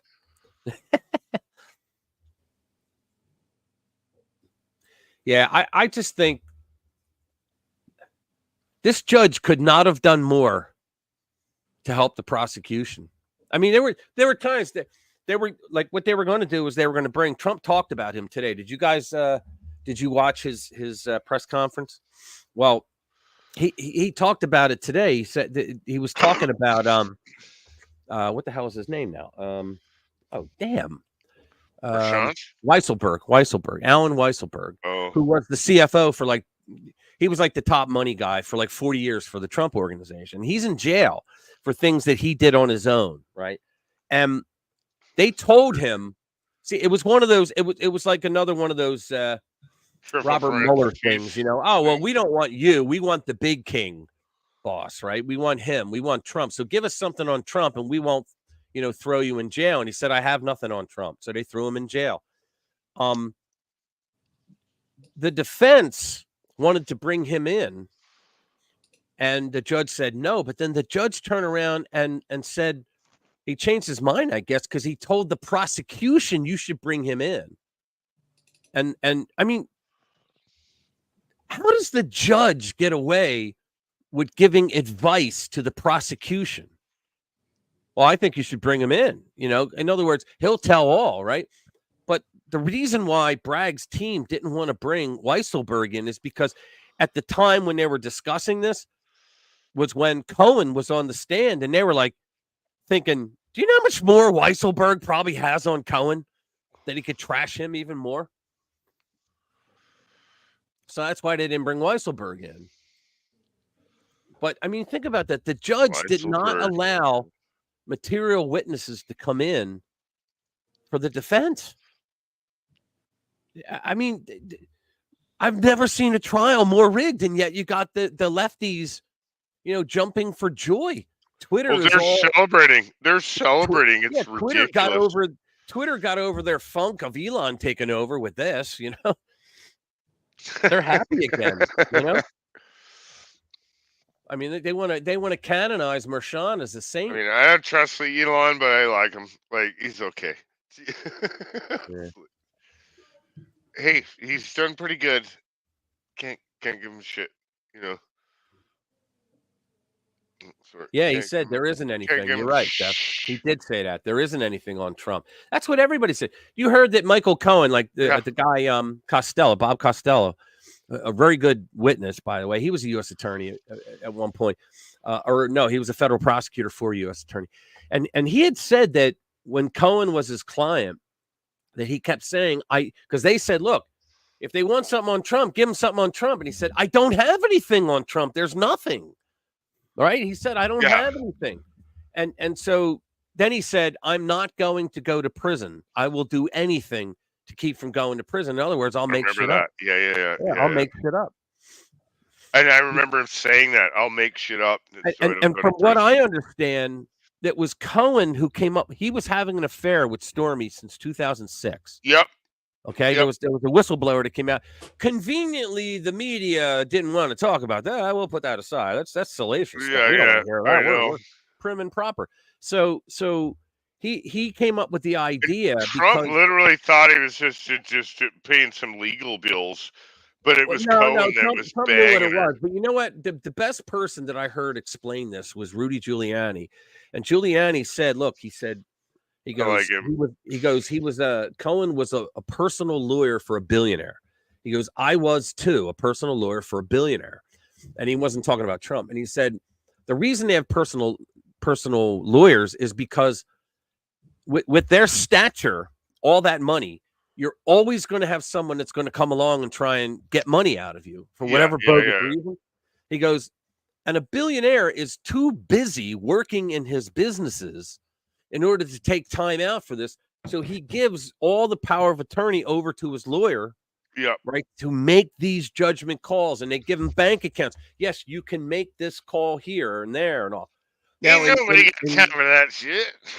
In Cohen's place, he literally admitted that he took a mortgage out on the equity of his home, and he admitted he forged his wife's signature. Oh, why is he not going to jail? Admitted liar, like he is. You know why? Because I think they gave him immunity. I think they offered him immunity for things that he would say, but he forged his because Blanche asked him. The defense lawyer said, like, so you forged your wife's name? Yes. And he said it proudly. Yes. So once he was saying that, you stole from the Trump organization. Yes, I did. Or yes, sir. He said. I was like, he's got immunity. That's why he's so cocky. He has immunity. He can say anything he wants. You do realize we're at the hard times section of hard times create. Oh yeah, I know what you mean. Yeah. Hard times create weak men. Weak men create. Yeah, no. Weak men create bad times. Bad times. Yeah. We're at the hard times section. Yeah. Like we're right there. Oh yeah. We're at the hard times section of that. Yes. Yep. You know what this reminds me? You know what this reminds me of? Has everybody heard of the book, the novel To Kill a Mockingbird, or the movie? Or I know the movie. I know the book. Yes. Yeah. It reminded me of that. Yep. I mean, almost reminds me too of like we're almost like it's like that circle, that circle thing, and it's like we're Fahrenheit 9/11. We're at Animal Farm and 1984. Like Fahrenheit. we're right in the middle of it.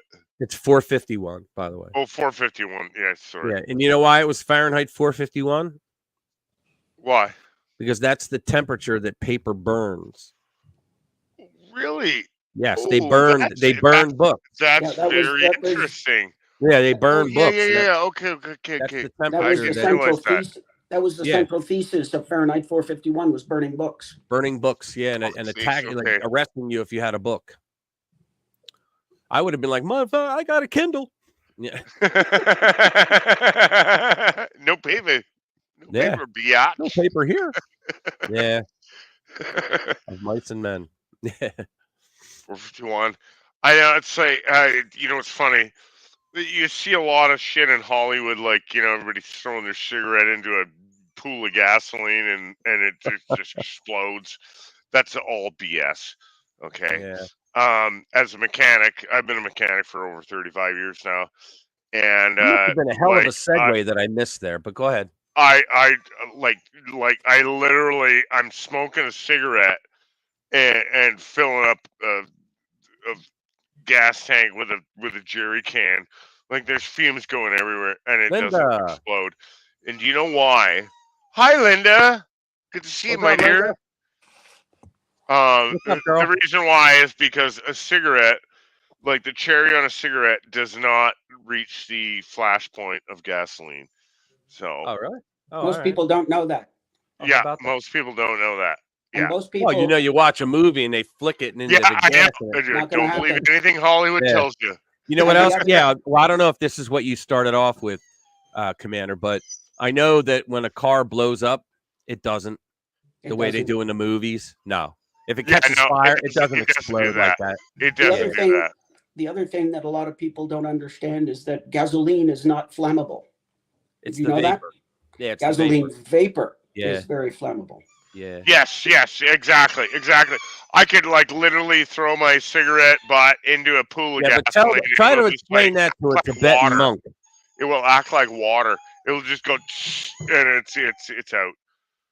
So, Commander, you don't want me getting on my my high horse and telling you to quit smoking, huh? Oh yeah, I know. I gotta quit smoking, Jade. I'm sorry. Smoking, dude. I know. I do have to. Dude. And I'm planning on it. I'm planning to quit drinking and smoking at the same time. I would never go back. I gotta do both. I literally am. Okay, Rich, you got to stop this. That's the end. I can't be up on this high horse for too long. There you go. You're funny, Jade. I love you. Let's see what else we got. Hang on. JD Vance, I think I went through it all. Damn. Pivotal moment. I must have done that. Well, Linda, paper only burns if you're rubbing it against yourself. I don't know. Camel droppings. Wow. What a segue. What's that all about? I don't know. Camel droppings are flammable, I guess. Well, Linda is from that imaginary place called Australia, so. Yeah, COPD. You don't want that. Oh, I know. The camel droppings came because somebody earlier commented that Camel cigarettes are not made using real camels.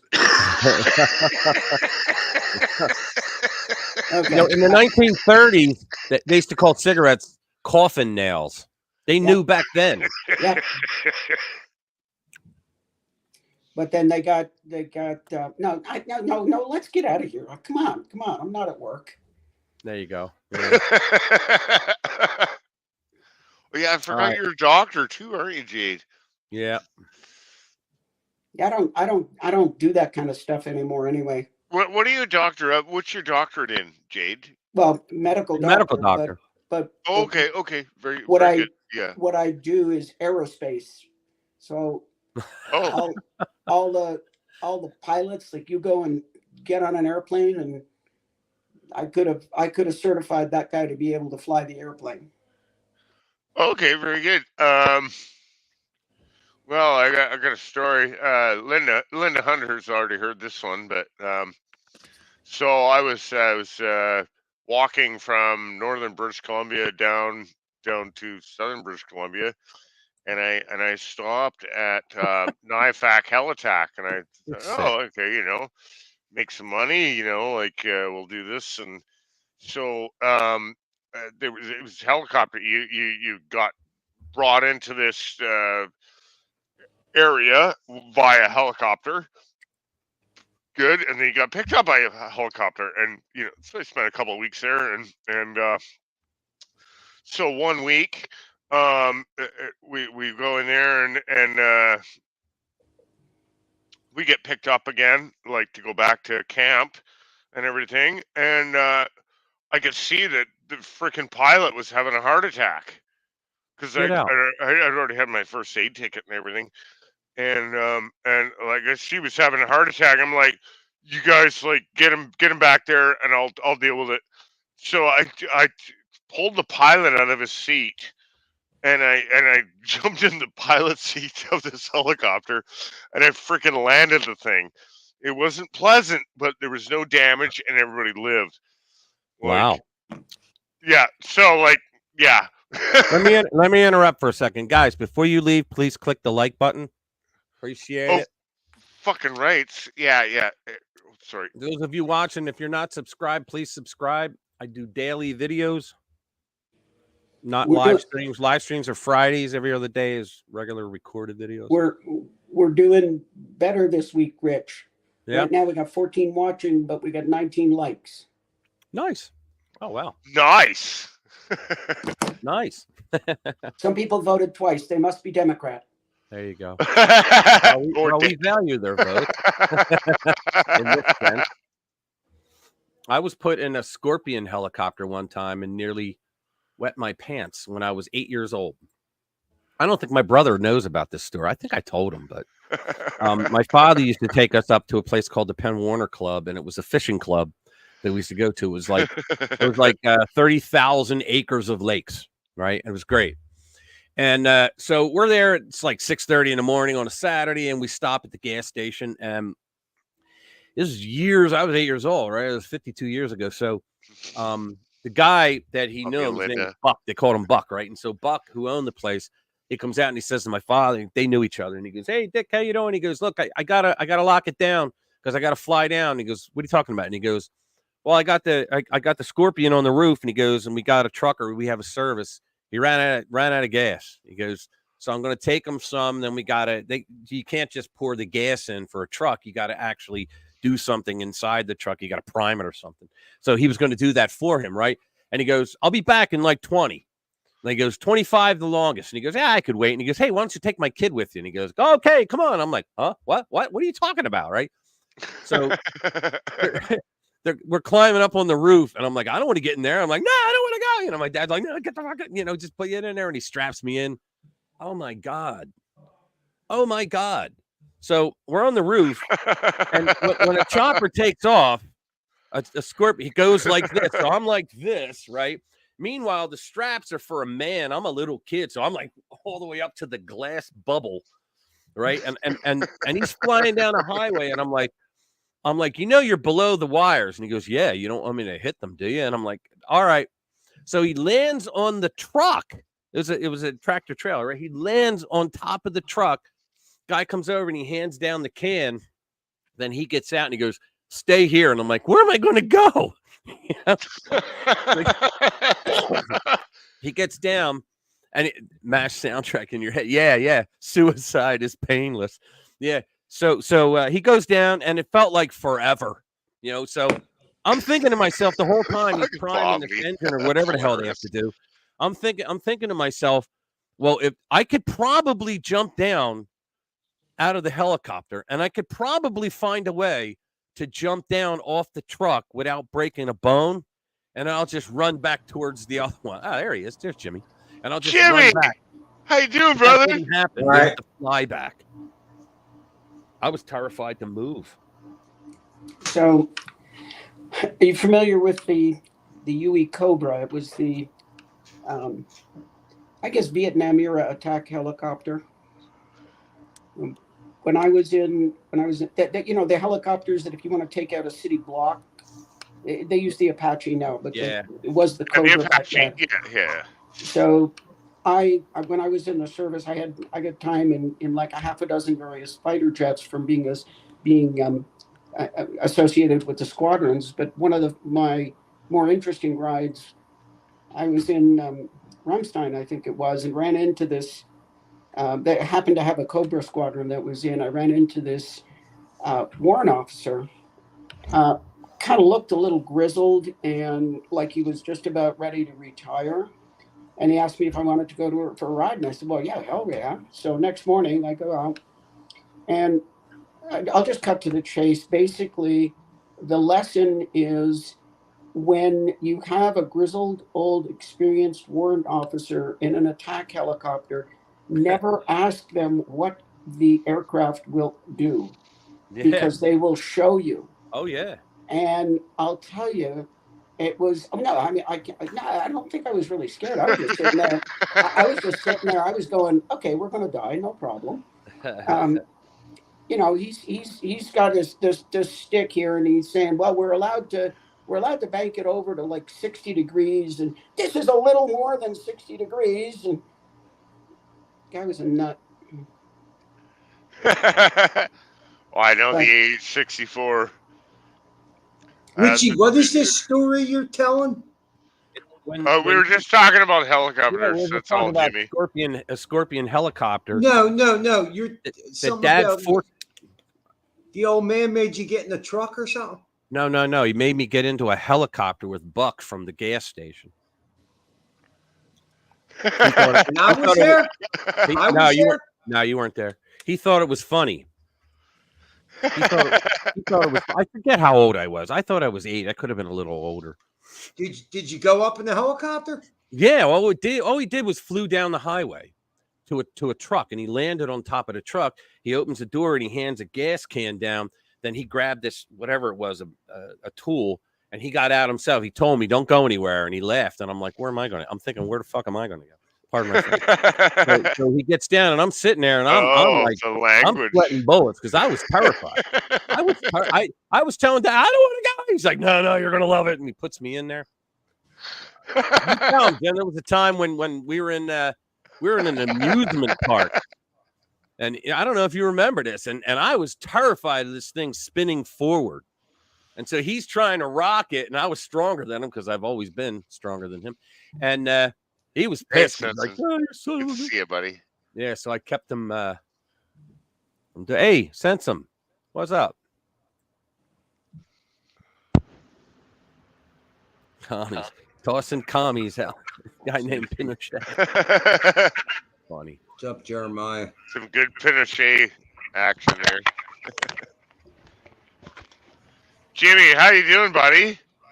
I'm all right. Good to hear. Good to hear. I think they're going to put Trump in jail. So do I. I think so too. Well, they're going to try. But you know what?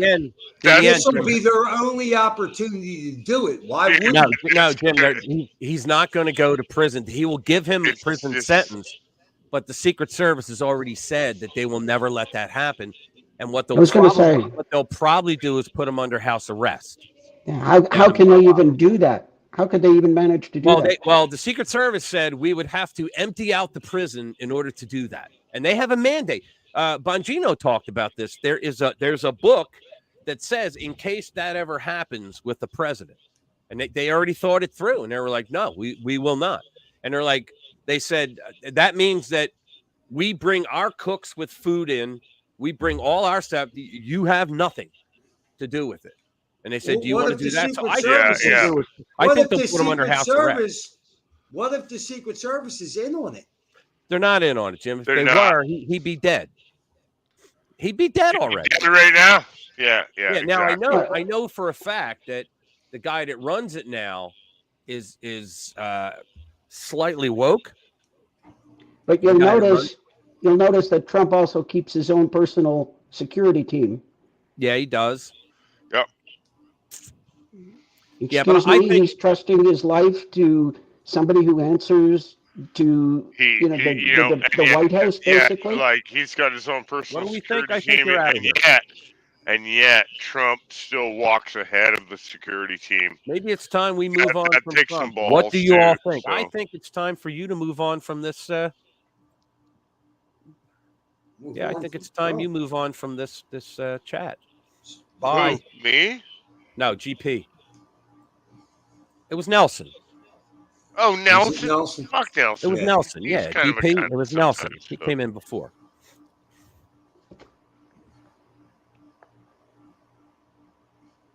Yeah, good old Nelson. On, man. He'll be in another one of his characters very soon. I know, right? Yeah, he will. That's just Nelson. And I did like. It's I'm looking like for his comment, and you banned him. When Trump was, it's like fucking Obi-Wan Kenobi, man. He said, Jimmy. He said, "I think it's time we all moved on from Trump." What do you think? I'll become more powerful than you could ever imagine. That's a Nelson. And boom, and it's already happening. So yeah, no, Trump is way more powerful than they ever expected. They're like, oh yeah, well, we thought we'd get him. Oh no, you didn't get him. Total misfire. Look. I said earlier the significance. Trump wanted this. Like it's freaking obvious. Like the significance of that Silicon Valley guy donating $300,000 to Trump yesterday and saying that there are a bunch of other Silicon Valley guys like him that now are against Biden, but they're afraid to say anything, but they will donate too. Yeah, that's big. That's as big as like dude. As Snoop Dogg coming out saying I got nothing but love and respect for Trump. Yeah, exactly. Yeah, here's Nelson again. Yeah, I know. Who is Nelson? All right, Nelson. If you keep it down, I'll let you stay. Otherwise, you're gone again, and I'll just keep kicking you. Well, Nelson got a lot of alt, doesn't he? Yeah, he does. I think there's some places that sell them. Oh they'll sell you an he old would account. know. He would know. Yeah. They'll sell you an old account. I saw an interview with Sharon Osbourne. Nelson not old. Nelson ain't that old. He's a young guy. He's like 24 or something like that. Going on 16. Yeah, I saw something like that. Could they sentence Trump to house confinement during a presidential election? Sure. And that would stick? Stick? Until the appeal, sure. Yep, and as soon as the appeal happens, boom, just done. There was a recent interview with Sharon Osbourne, Ozzy Osbourne's wife. Right.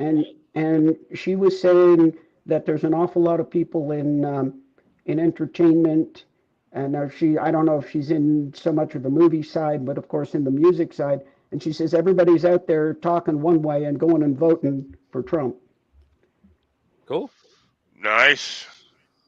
I hope so. I hope she's right. I was figuring you were gonna just say like, just like Ozzy. I mean, I don't know. No, she's actually sharp. I know. Jay's sharp.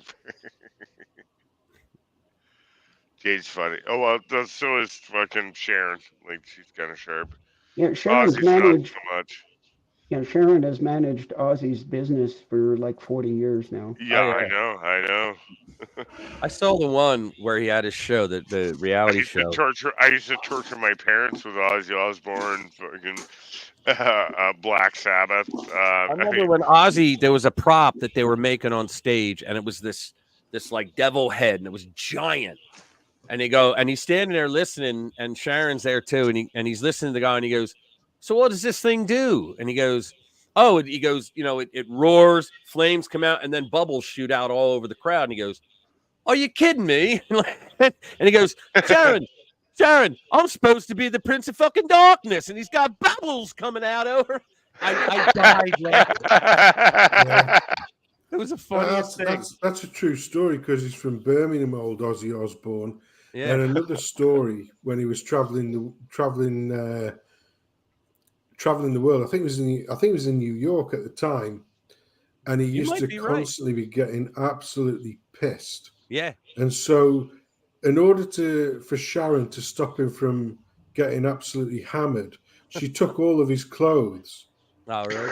Out of the dressing room. Out of the hotel room. She actually hid all of his clothes out of the hotel room.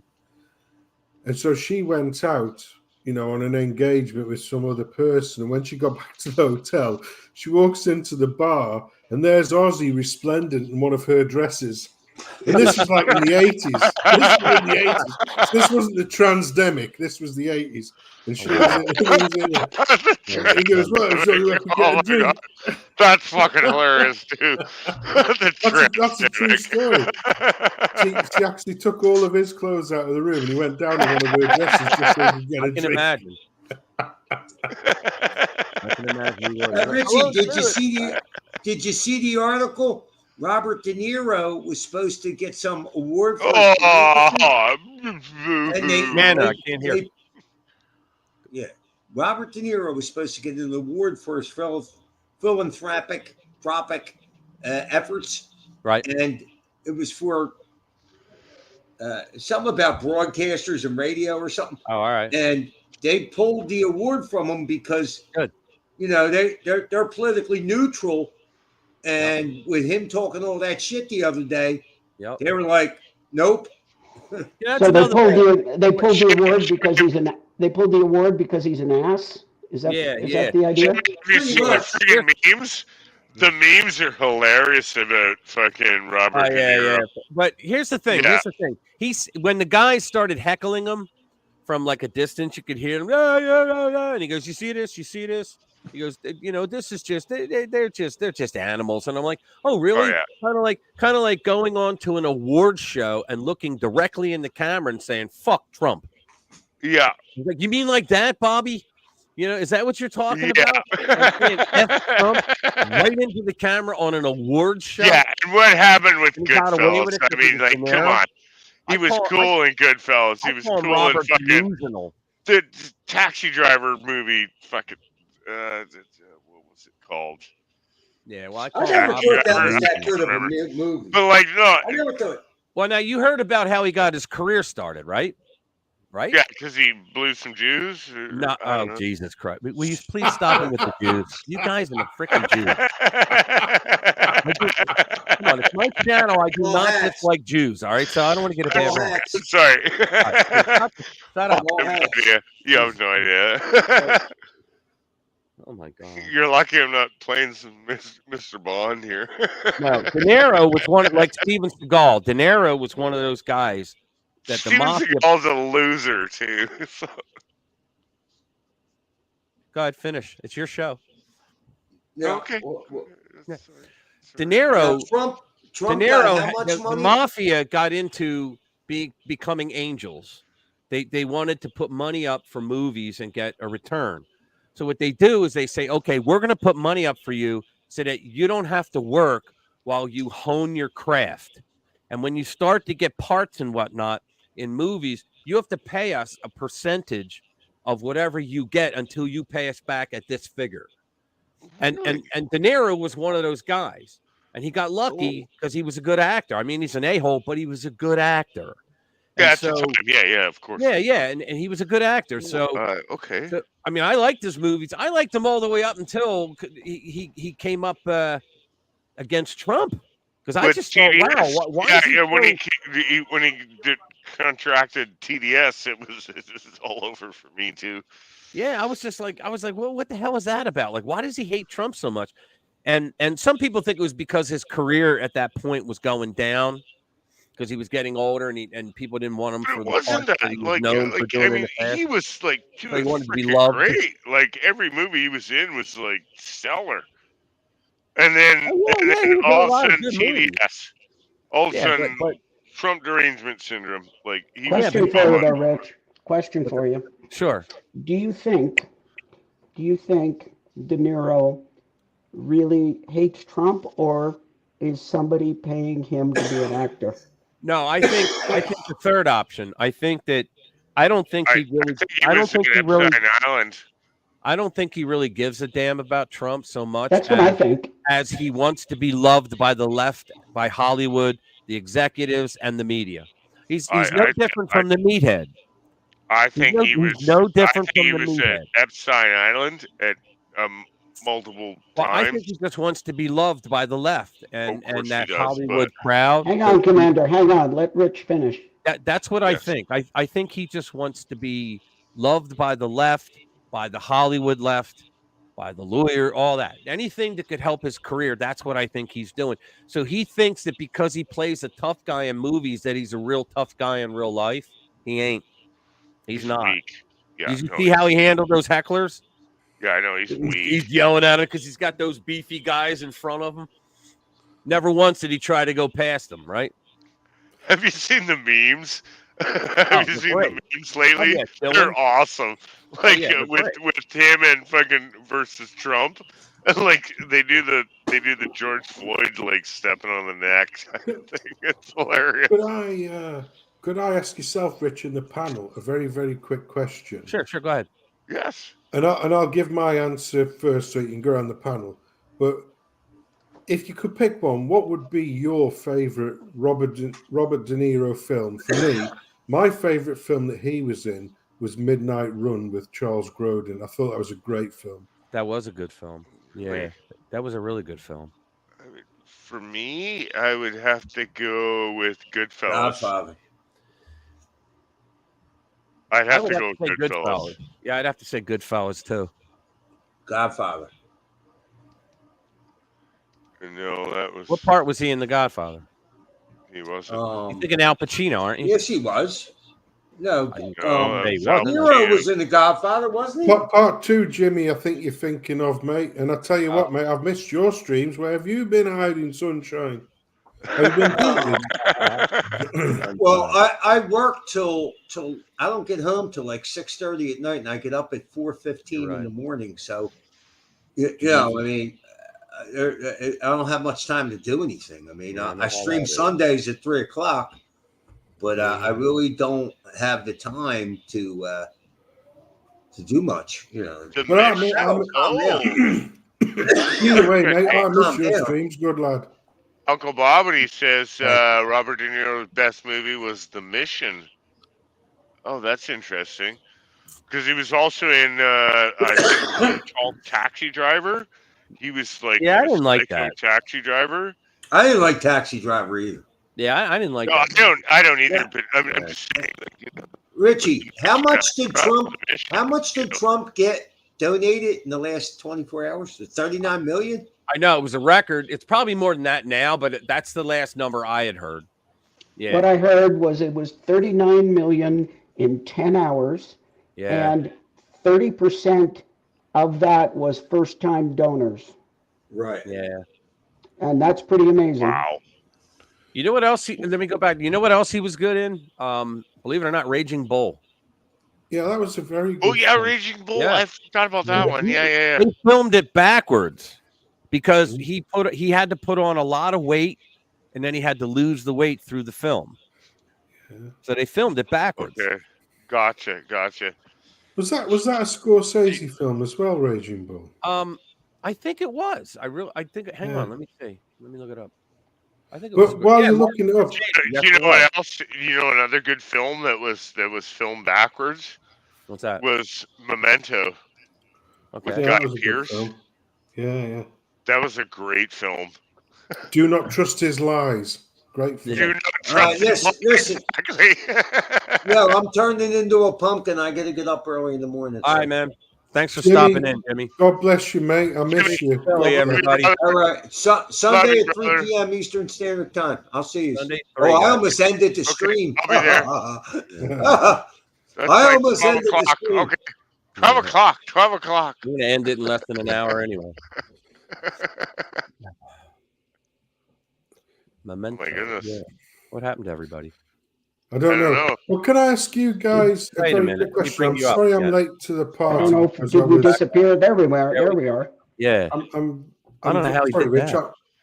Sorry, Rich. I'm sorry I was late to the party, but I was I was on a movie review stream with some other guys, and I noticed that you were streaming, and I don't think I've ever joined you before live. I've been in the stream and commented before, but if with this situation with Trump, first of all, I don't know the political side because we're entering in the UK, we're entering our own election cycle, which is basically choosing nothing because we don't have any options. Just the rosette color might change, but you get the same shit every time. I hear you. But I don't know what the political or legal connotations are, but if Trump isn't allowed to stand, who's next in the camera? Who's the next forerunner, if you like, for the Republican Party? I think the establishment Rhino Republican Party, it would put Nikki Haley up, and she would lose royally to whoever they put up against her. Because let me tell you this: I said earlier that I had read a piece yesterday that pointed out that in Florida, the Florida Republican Party, is that where the convention is this year? It probably is, because the Florida Republican Party is working to get rid of Trump at the convention to have someone else take it over. That's and they can do that. They can do that. The Democrats did it to Bernie Sanders twice. You can come up with rules as long as you got the numbers at the convention of delegates that can vote, and you convince them. And in other words, if you offer them enough perks and money and all that, they're going to do whatever you want. And so they're working on that right now. And I think that they shouldn't do that because there's 81 million people that would like to kick them in the ass if they do. Yeah. No, they'll lose royally because there's a lot of people out there who are not particularly Republicans but are voting for Trump. Oh yeah, yeah, and in the UK currently, because the Conservative Party have been in power, in joint power since 2010, and in sole power since 2012, basically. Okay. And they've just made things worse. The Conservative Party effectively is supposed to be the Republican Party in the United States, which it isn't. It's nothing like. It's not a right-wing party. It's a left-of-centre party. Right. It's just slightly less left-of-centre than the traditional Labour Party, which is the Tony Blair side of party of things. Right. But if anything, I hate all of these parties. For me, currently, as a person living in the UK, I would very much like to take the Guy Fawkes option of blowing them all up and then let's start again. Let's put it this way. If Guy Fawkes was around today, instead of 1603, he'd have a queue 30 miles long of people trying to offer him some matches to help him to light it. Yeah. Yeah. So I'm right with you there, man. But one thing I'm not a hypocrite and I'm not a contrarian. One of the worst politicians in the United Kingdom, as it stands today, is a lady called Diane Abbott. And Diane Abbott is probably one of the worst British politicians you will ever see. But because she ticks a particular ethnic box, shall we say, she's very, very popular with her constituents. But within the Labour Party, which would be the Democrat Party, as you had with Bernie Sanders versus Hillary Clinton, that kind of thing, we have the Blairites, which is the sort of the centrist stroke. We're not really socialists. We're just globalists in disguise, versus the true socialists who are really communists, which are the Jeremy Corbyns, the Corbynistas, yeah? Now, Diane Abbott is a staunch Corbynista. So all of the few politicians who are staunch Corbynistas, in other words, the staunch communists, they are being barred from standing for the Labour Party. Right. And it's not just her, there's another few people as well. And because I'm not a contrarian, I say if the constituents of where Diane Abbott is currently representing, which is a staunch Labour hamlet, which is, I think it's Hammersmith, or it's a very multi-culty, shall we say, area of London, they should have the right to elect whichever person they are standing. And if that person is the sitting representative, then they should be allowed to stand. And yet, that's what you would think is a democracy. Exactly. And this is where the contrarianism comes in, because Diane Abbott isn't a Blairite, Dame Keir Starmer, centrist globalist. She has to be eschewed to one side.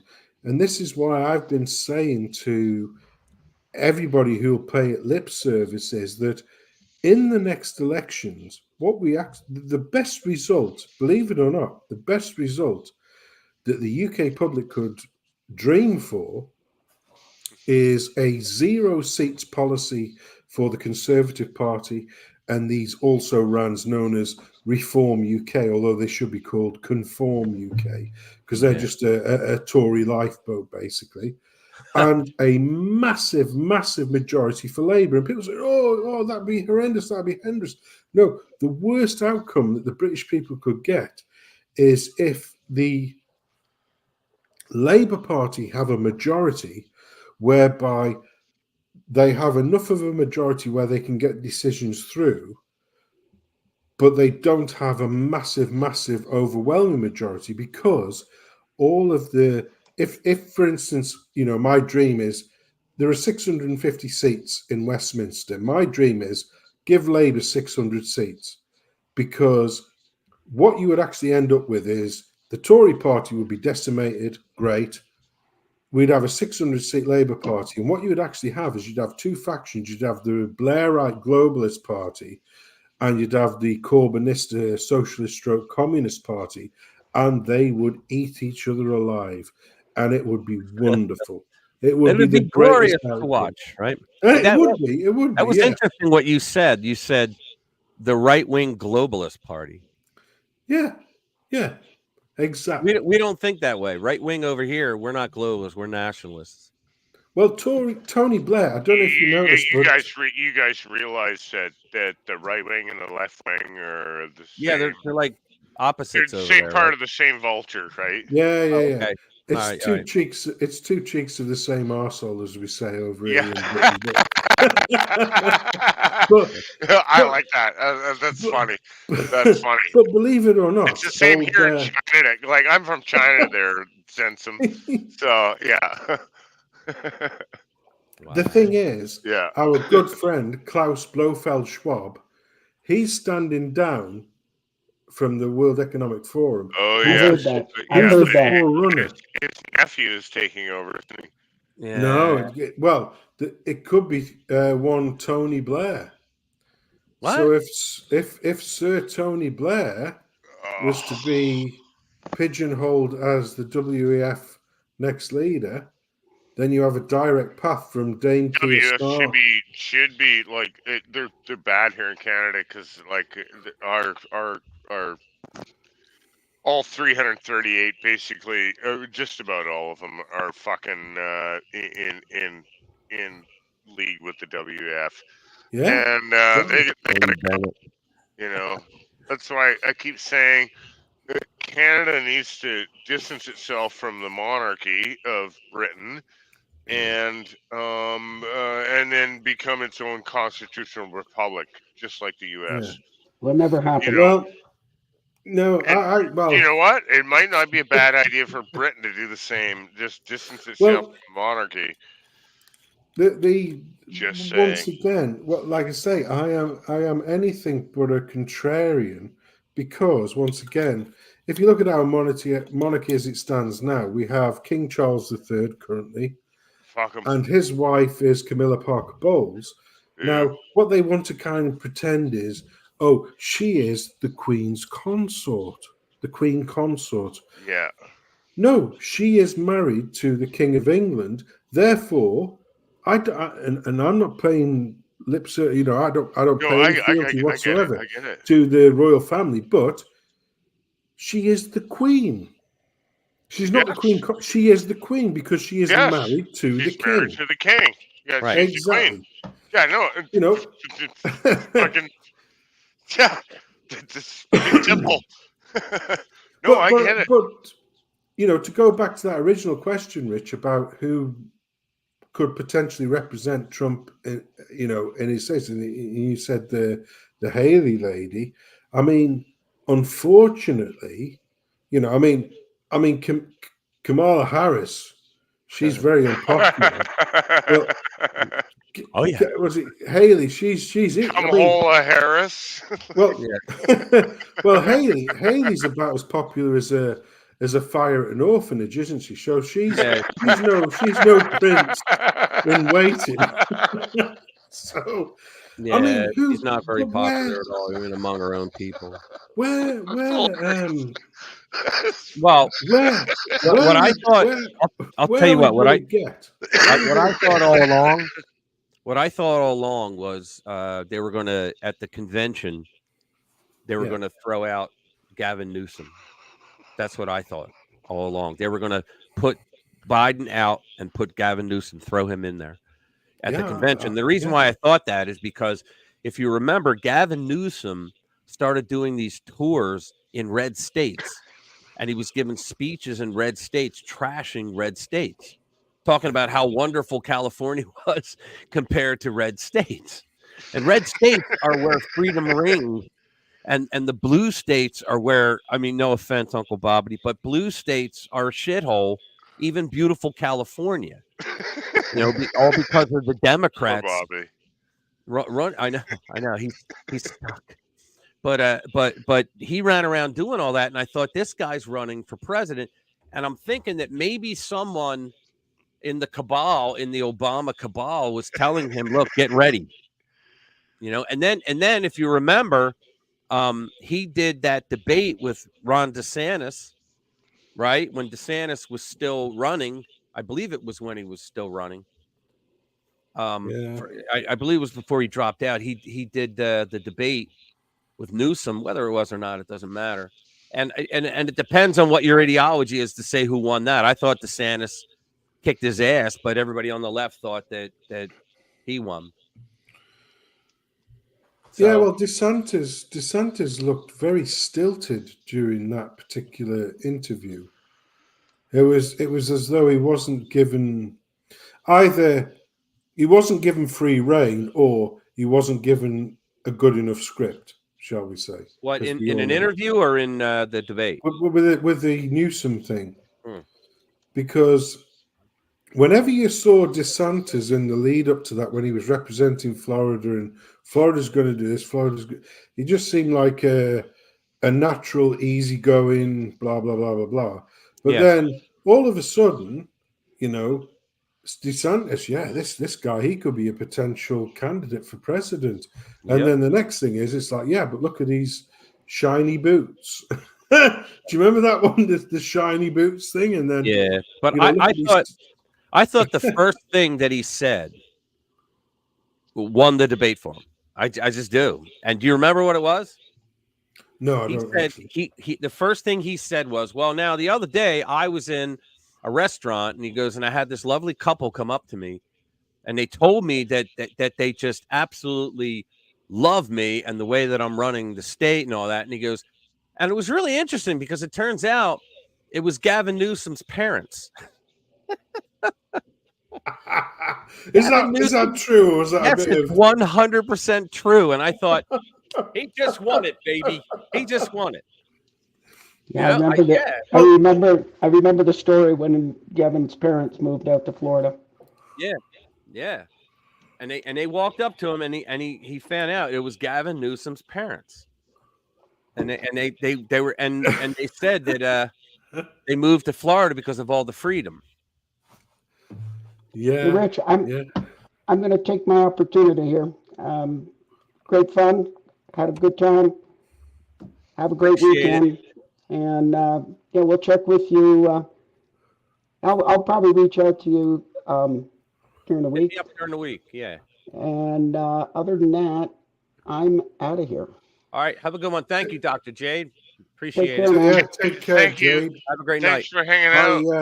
I I really love Jade's studio, by the way, when he's got his drum kit and that there. It is sublime. It is great remiss of me that I never learned an instrument, and the fact that Jade's got that wonderful studio, particularly the drum. Oh, she's been a drummer her whole life, I think.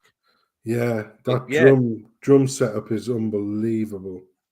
Yeah. Yeah, she's originally from Canada. She was in the Air Force up there, and then I think I won't hold that against her. I think, yeah, I know. I think she said she now lives in Colorado, but I think she said in '96 they moved here because of the politics and up there. Yeah, Jade, superb. Love the drumming. I'm trying to talk her into playing one day for us. I can't remember when it was, Rich, but there was a stream what you were doing, and she was sat in front of the kit. Yeah. And I am not a musician. I cannot play a musical instrument, but I am interested in music. Oh, really? And the things that were coming out with, it was just like, I would love. It's not that hard. I would love to hear music, anyways. Just a few reps on that kit that you sat in front of. That would be wonderful. Yeah, I know. I would like to hear that too. Or keyboard or whatever. It doesn't matter. Look, I spent I wanted. You know what got me into music was the Pink Panther tune. Yeah, you were telling me. And so when I went into music, it was like, I couldn't get a saxophone, so I had to go with the trumpet. So I played the trumpet for a couple of years until I was able to get a saxophone. Yeah. And then I got the baritone sax, and it was just too heavy for me at like 8 years old. It was just too heavy. So I went down to a tenor sax, and I played that till I was 16. And then I got a guitar. Well, I got this basket case guitar.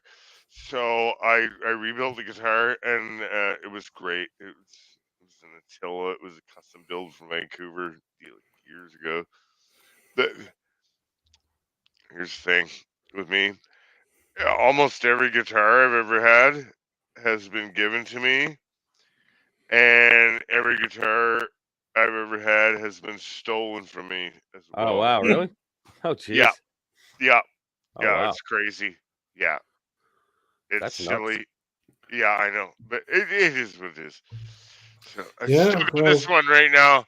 I still got a nice, I think it's a Yamaha acoustic guitar. Cool. Believe it or not, for his 20th birthday, so it's the big one next year, if you believe in all that kind of caper, I actually bought my son an electric guitar that he fancied, which was an Epiphone. And really? Oh yeah, Epiphone's nice. They were old. Yeah. And he's really taken to it far. I mean, I'm just rubbish. I love music and I like producing music for other people, but I have no. Fuck! I almost want to give your son this guitar of mine because I do. Like, but you have no idea what the kind of human that I am. But it's he's always been a creative spirit, and much in the same vein as I was back in the 80s, because I used to do the old drum and bass crap back in the 80s. Oh yeah. It's a Yamaha. But I was just just one last serious question, Rich, if I may. Sure. If it's not Trump and Nick Haley's a dead duck, who would you prefer then? Who would you like to see? Well, who I would like? Doesn't necessarily mean to be whichever a party, an independent or whatever. But who would you, if you could wave a magic wand, who would you like to see? JD Vance. Really? Yeah. Yes. Yeah. That's a great call. Yeah. Yes, because I'm hoping he picks Chris him. Cornell. I'm hoping he picks Chris him Cornell. Hey, you asked. You asked. Yeah, guys, let me play this for you. My son just he wrote this for my sister, and he just matter of fact wrote it, and I want to play it. It's called God Mama. I tell everybody that my godmom saved my life. He was just screwing around. And she did. That's him on guitar too. It was just one visitation day that I didn't think I had anybody left. But she showed up. Thank you. I was down, didn't have no one. I was detoxing off of them drugs. It was cloudy, done lost my son. I was broken, I was about to give up. Dear mama, the thing that I would be living like I am tonight.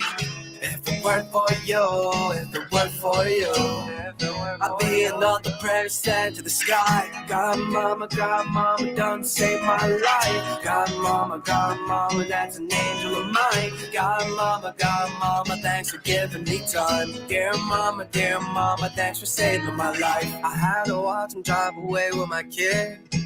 Was in a cell on the edge of the bed. I was thinking I had nobody left. The sheets were braided, faces wet. I was asking for my ending breath. Thank you, mama. Thank you, mama. Thank you, mama. God, mama. God, mama. My God, mama. God, mama, done saved my life. Dear mama, the thing that I would be living like I am tonight. If it weren't for you, if it weren't for you, I'd be another pretty sand in the sky. God, mama, done saved my life. God, mama, that's me. God, mama, Oh, sorry. Giving me time. Dear mama, thanks for saving my life. Dear mama. Yeah, it's pretty much the same thing throughout the rest of it, but I thought that was pretty cool. Hey, that's great. I really enjoyed that. That was your son that did that? Yeah, that was my son. Yeah. My son, he does. That's fucking incredible. Yeah, he's it's fucking awesome. More of a hip hop. He's more of a hip hop guy, but some of his best songs, because some of his songs aren't that good, but he's got a lot of really good songs. But some of his best songs are ones that he just sits down and just does. You know? Yeah. No, that's how it is, right? Yeah. Like, like I just played this acoustic guitar, but I can play along with shit. You know. Yeah. Now here's the thing. Let me explain this. I've been playing guitar since I was 7 years old, right? Oh wow. Okay. Yeah. I play with a lot of bands, and what's it called? So, he started playing, and he was so into. I would show him some things, but he learned pretty much on his own. Within 3 months, he was playing full songs like he had played for years. I could not believe it. He was literally playing rock songs. You could put anything in front of him. He was writing music. Like that song, he wrote the music to that. Yeah. Because prior to that, I used to write all his beats for his hip hop. He has 3 CDs out, and I used to write the beats for him on the computer. I would write them for him, and half of them he would toss, and the other half he would use. Yeah. He's like, oh, that's shit, though. I don't want that. I'm like, yeah, I just wasted 8 hours. Thanks, son. You know, but well, my lad, he did a lot of stuff, sort of what's called EDM, and he produced a couple of songs for other people and that. Yeah. And so that was all sort of in the box on the production side, the mastering, the mixing side. And then he just said to me, he says, oh yeah, I've been messing around with a mate's guitar, and it's really good, and I've been enjoying it. All right, okay. And then he sort of took me to one. So I said, yeah, this is the kind of stuff I've been playing. And then he started playing the riff from Bohemian Rhapsody. And I was like, oh yeah, really? All right. I was like, okay. And then he started doing something else. I said, so who's been showing you this? Oh no, I just picked it up by ear. I said, pretty good. Then he said, yeah, I'd love it. I actually quite like a guitar.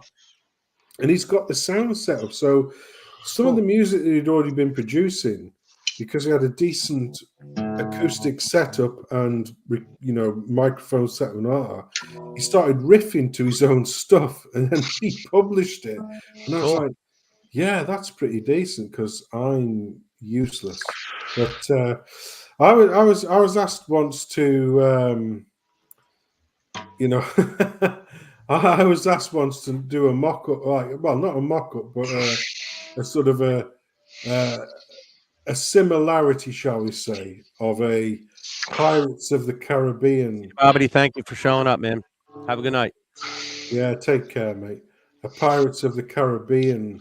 Right. Now, this is 100% inside the box. And I have no... I don't have any professional music experience whatsoever, or musical vocabulary, but this is this is a one that I was able. Oh, Rich, you've disappeared, mate. I don't know where you've gone. But oh, Rich disappeared. Holy shit! What happened? You disappeared for a little moment there, but this is a oh, there he is. But this is classical. This is because my well, it's not my thing, but I once again I've done many different types of music from back in the old days, and I really used to enjoy it. And my timeline was probably 87 until 95. Right. And then life got in the way. But because I didn't have a classical musical background, I was basically told, "You want to live?" Yeah, was that coughing G? I think you need hospital. Is that how you guys say it? We say no, that wasn't me. We say a or the hospital. I think you need a hospital. You guys, I think you need hospital. Yeah. So this was I was asked to do a parody, not a parody, but like a similarity to Pirates of the Caribbean. Okay. So I came up with this thing, and I called it "The Sneak from the Harbor." Would you mind if I played it for you? Yeah, go ahead, man.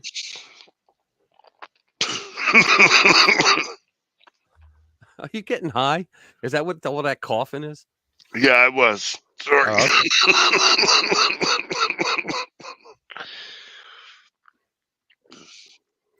Smooth.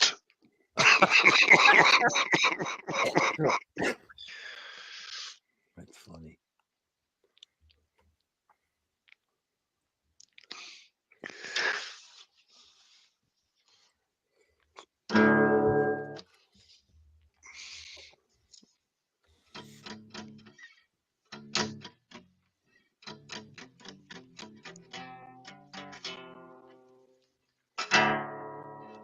Turn the volume up.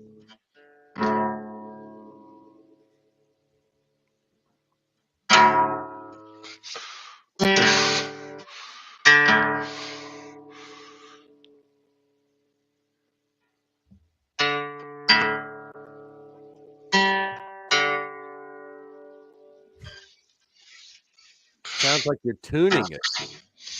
Yeah, it's a Chinese song. Tuning.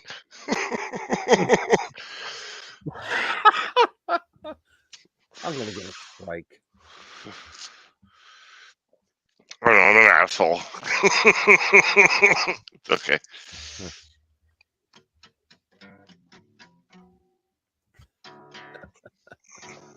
Oh man.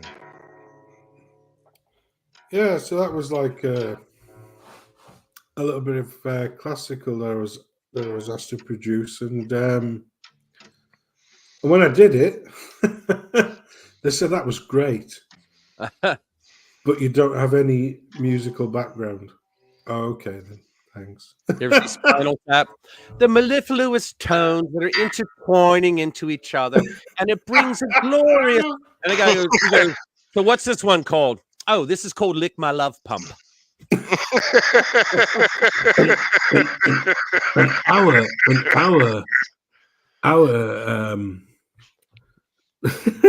what is it? Our amplifier goes to 11. Goes to 11. So you're killing me. Anyway, make 10 louder, and then you can go to 10. You know, that was louder. Go to 11. Yeah. That's one you of my can only favorites. do that in a British accent, though, of course. Yeah. Anyway, it's honestly, mate. I know I gate crashed a little bit later because I didn't realize you were streaming, but it's been wonderful. Thank you for allowing me onto your channel. I've been a great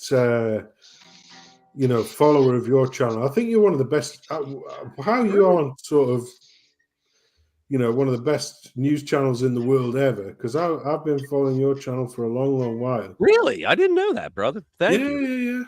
Yeah, I didn't know that. Thank you very much. That's kind. And you're the most. I would say there are two people on YouTube who I follow who I think are probably the most underrated. Undersubscribed channels on the platform at the moment, and that is a chap called Rill, who is going for an operation or has just been for an operation. So God bless Rill.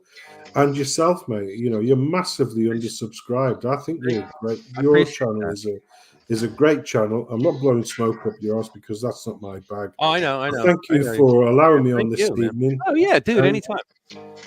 I try to make the live streams a little different, obviously, than the regular daily videos, because I just like to read, the stories that caught my eye during the week, and then we do this. Yeah. We just bring everybody in. So that's what I'm trying to do. In fairness, that's relatively similar to what we do over here with news stories in Europe, the UK, and all. I say to people, look, we're not a serious news channel. We just try to sprinkle a little bit of icing sugar on all of those black pills that we get on a weekly basis. Did you just say rice and sugar? Yeah. Yeah, I try to add a little bit of humor. Like I have some dark humor, and I try to add some of that in on my videos. But you know what I think happened? I think the other guys that I'm in the same genre with that got like 1 million or 800,000 and all that, a lot of them, if you look at their start date, they were out there doing it during COVID. During the COVID years, the 2 years, and a lot of people were home with nothing to do, if you remember, and so they were watching YouTube, and so they were smart, man. They got into it then, and I'm not even 2 years in right now. So I started in, believe it or not, my first YouTube video was in January of 2020, so just before the scamdemic started. And my first video was about a South African woman, in the real sense, called Caster Semenya, who was being pilloried because she was competing in sort of the middle distance running, so the 800 meters, 1500 meters running world championships. And they were saying like, oh, she's got male traits. She was biologically a woman, but she had male traits, and so they wanted to impose a regimen of drug. Oh wow! Made her take sort of testosterone blockers and that. She was a biological woman who just had a high testosterone. So, in other words, a genetic advantage, shall we say? And this wasn't an but nowadays, like, I mean, good God, like, you're breaking up. I think you're breaking up. Your mic is breaking up. Okay, sorry. Yeah, sorry. You were sounding metallic there for a bit. Metallica? No, I'm more a Megadeth kind of guy. No, what you could have done is said, "I am." You could have said, "I am Iron Man," and we would have all believed it. Yeah, so that was the first. I am Iron Man. Yeah, keeping the Ozzy theme. Yeah, but I couldn't. The circle I couldn't square was the fact that they would pillory Caster Semenya, a South African woman who had an elevated a natural elevation in testosterone level. So, in other words, a biological advantage, shall we say, and yet in the same breath, they were extolling the stunning and braveness of a biological male, shall we say, who was called Laurel Hubbard, who was a New Zealand weightlifter. Oh, wow. So she was identifying as woman. Yeah. Oh, wow. And she was mopping up all of the Oceania weightlifting tournaments and highly tipped for a Commonwealth place and a Olympic place, even though she still was cock and bollock intactus, shall we say. Yeah.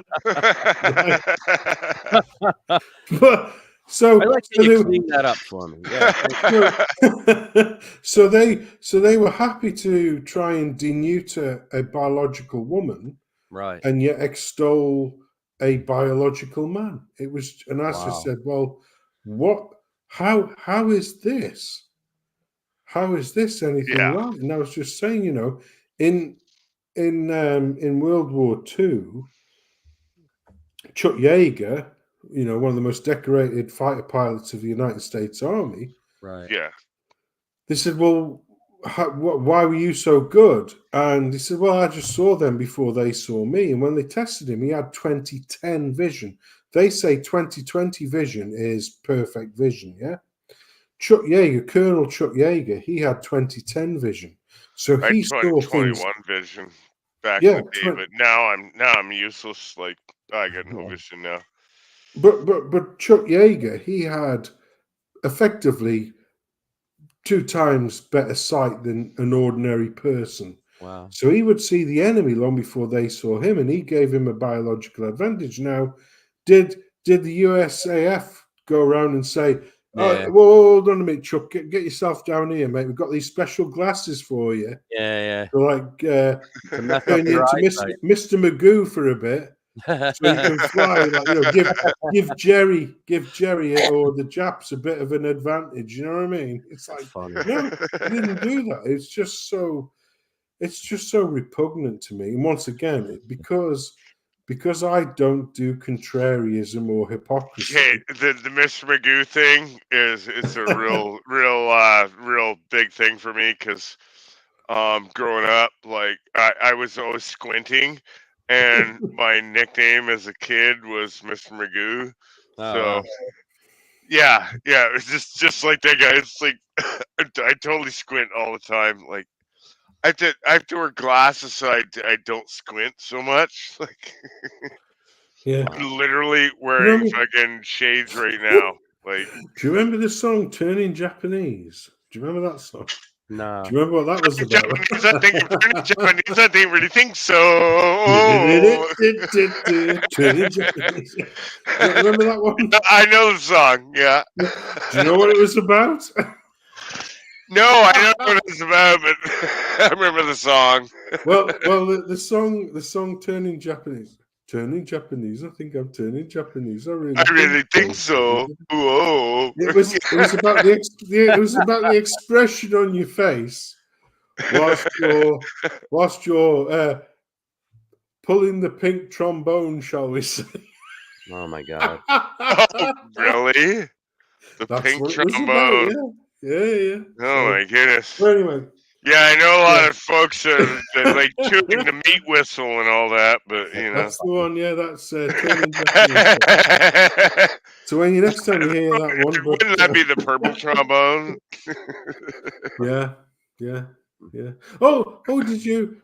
I mean, you know, they're still pushing out old. I'll be right back, guys. Yeah, Okay, very good. They're still pushing out old Creepy Joe, aren't they? For Creepy Joe, Jesus, yeah, that guy's fucking disgusting, and should be, fucking dealt with accordingly. I mean, like, fucking guy sniffs kids. It's disgusting. Yeah, it's it's I'll just, do it if everybody says they gotta do it, but and you know what I mean by that, right? Fucking. yeah, it's just, it's not good. It's not I know. good and it's not right. What? Wouldn't be the As I was first saying, fucking. Northern Wouldn't be the Ireland. first fucking time I dealt with that shit. So yeah, but it's like it's a nightmare. Yeah, That's it's okay. just They aren't people, though. Peeps aren't people. Communists aren't people. yeah. What pizza do you like?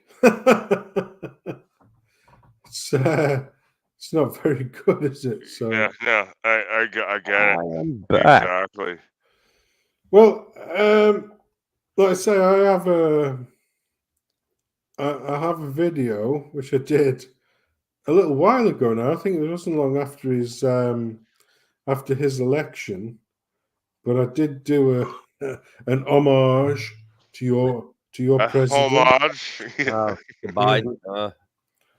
Yeah, it's I've stuck it in the chat if you want to play it, but it's just music. It's not anything rude or anything. So Let me see. yeah, it's called "Let's Go Brandon." Oh, okay. But it's in the vein of if you remember, there was a European band called Alphaville. All right. And they did a track called "Big in Japan." Yeah. Which was a big hit pretty much around the world, but particularly in Europe and obviously in Japan as well. And I based "Let's Go Brandon" on "Big in Japan." So, okay. That's awesome.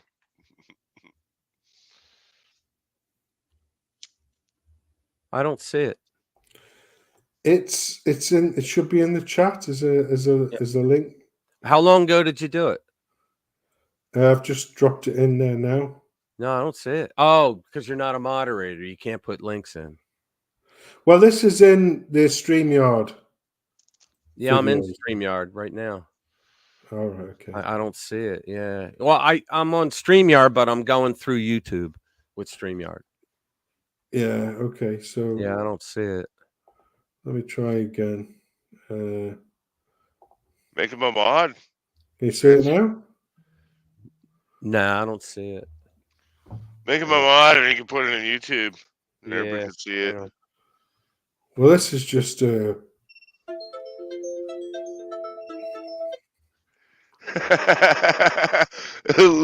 at Linda. She's like, make him a mod. And she throws up a wrench. I love you, Linda. You're a wonderful person. Linda Hunter is so wonderful. You have no idea. She's my Aussie friend. And she's like, I know Australia doesn't really exist, but she does. Yeah, so. yeah, it's that make-believe place. Yeah, I know, right? I know. Linda's so awesome. Now I just love her to bits. Oh, shit. Now I'm trying to find... Let me see. Hold on. Let me go through this. I really do, Linda. I love you to bits, girl. Yeah, guys, I got to end this in 7 minutes. There he is. Hang on. Let me do this. How do I... where the hell is it? That's cool, because I got to go in 7 minutes. It works so perfectly there, Rich. Yeah. Change chat. Which one is it that you can put? Let me just make them standard. Okay. Also, where the fuck is your dog? You should be able to do a link. He's asleep behind me. Oh, okay. Yeah, you should be able to put a link in now. I love your doggy. Gets Yeah, out I of know. all He's a good dog. I know. I don't know what's going on. I've tried to share it in the yeah, in YouTube. Yeah. Yeah, go into YouTube one. You should be able to now. Yeah, you're a mod now, right? So yeah. Well, I stuck it in just paste the link. Wait a minute. Maybe I made him a mod only in hold on. Let me see if he's here. There he is. Hold on. Let me see. I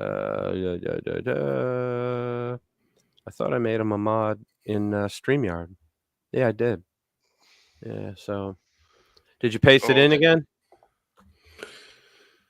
It's just it's a video, so it's not really it's just like a screen share or a video. It's so it's not a link? No, it's a video, so yeah, they won't let you do that. Yeah. Yeah, they won't let you do that. Oh, never mind. Sorry. Never mind. Let me see. Hold on. Where the hell? I can't. Hold on. Let me go back. Where the hell is it? I don't see him. Let me go. Where is it? Holy crap. Can't find him. Well, there's a lot of. Well, we say a lot in the chat, don't we? We sure do. We do, yeah. I love everybody here in chat. Yeah. Linda, you're a wonderful girl. Oh my God, like Linda's like one of my favorite people on the planet. Oh, there you go. I think I've managed to do it. I think I've stuck it in. Cool. I think I managed to stick it in. Oh, there it is. Yay. All right. So let me see if I can copy that link. There we go. There you go. How do I copy that? You got some proper status. You got a wrench like me. Oh, no. That's not. You're almost a real mechanic. I don't think that's going to work. Hang on. Let me go over this side. Welcome to Odyssey. No, not yet. How long is it? Because I got to end the stream. I'm sorry. Couple of minutes. Yeah. 2 minutes, 20 seconds. It's not coming up, actually. Oh. 2 minutes. Yeah, you got to click on the thing, and it's 2 minutes, 20 seconds. There you go.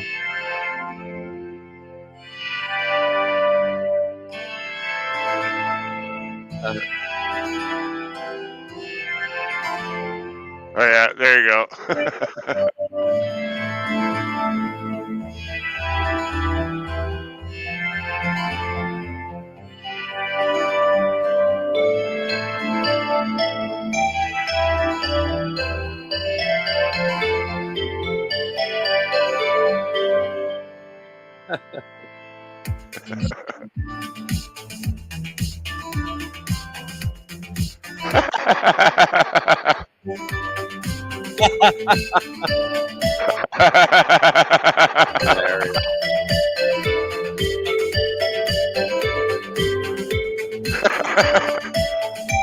That's fucking funny.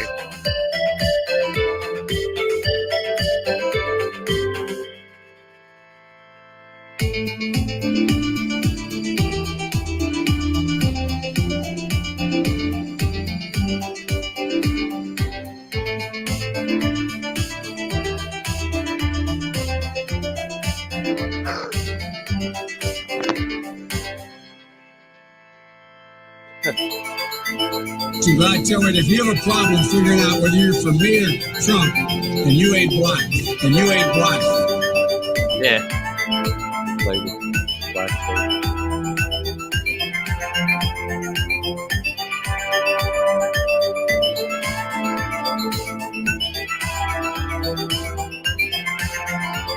Let me interrupt. Is this your music that you wrote or somebody else's? No, this is mine. All right. Good. All right. No, because I'm worried about getting yeeted. No, you won't get yeeted. My unfortunate production. Good.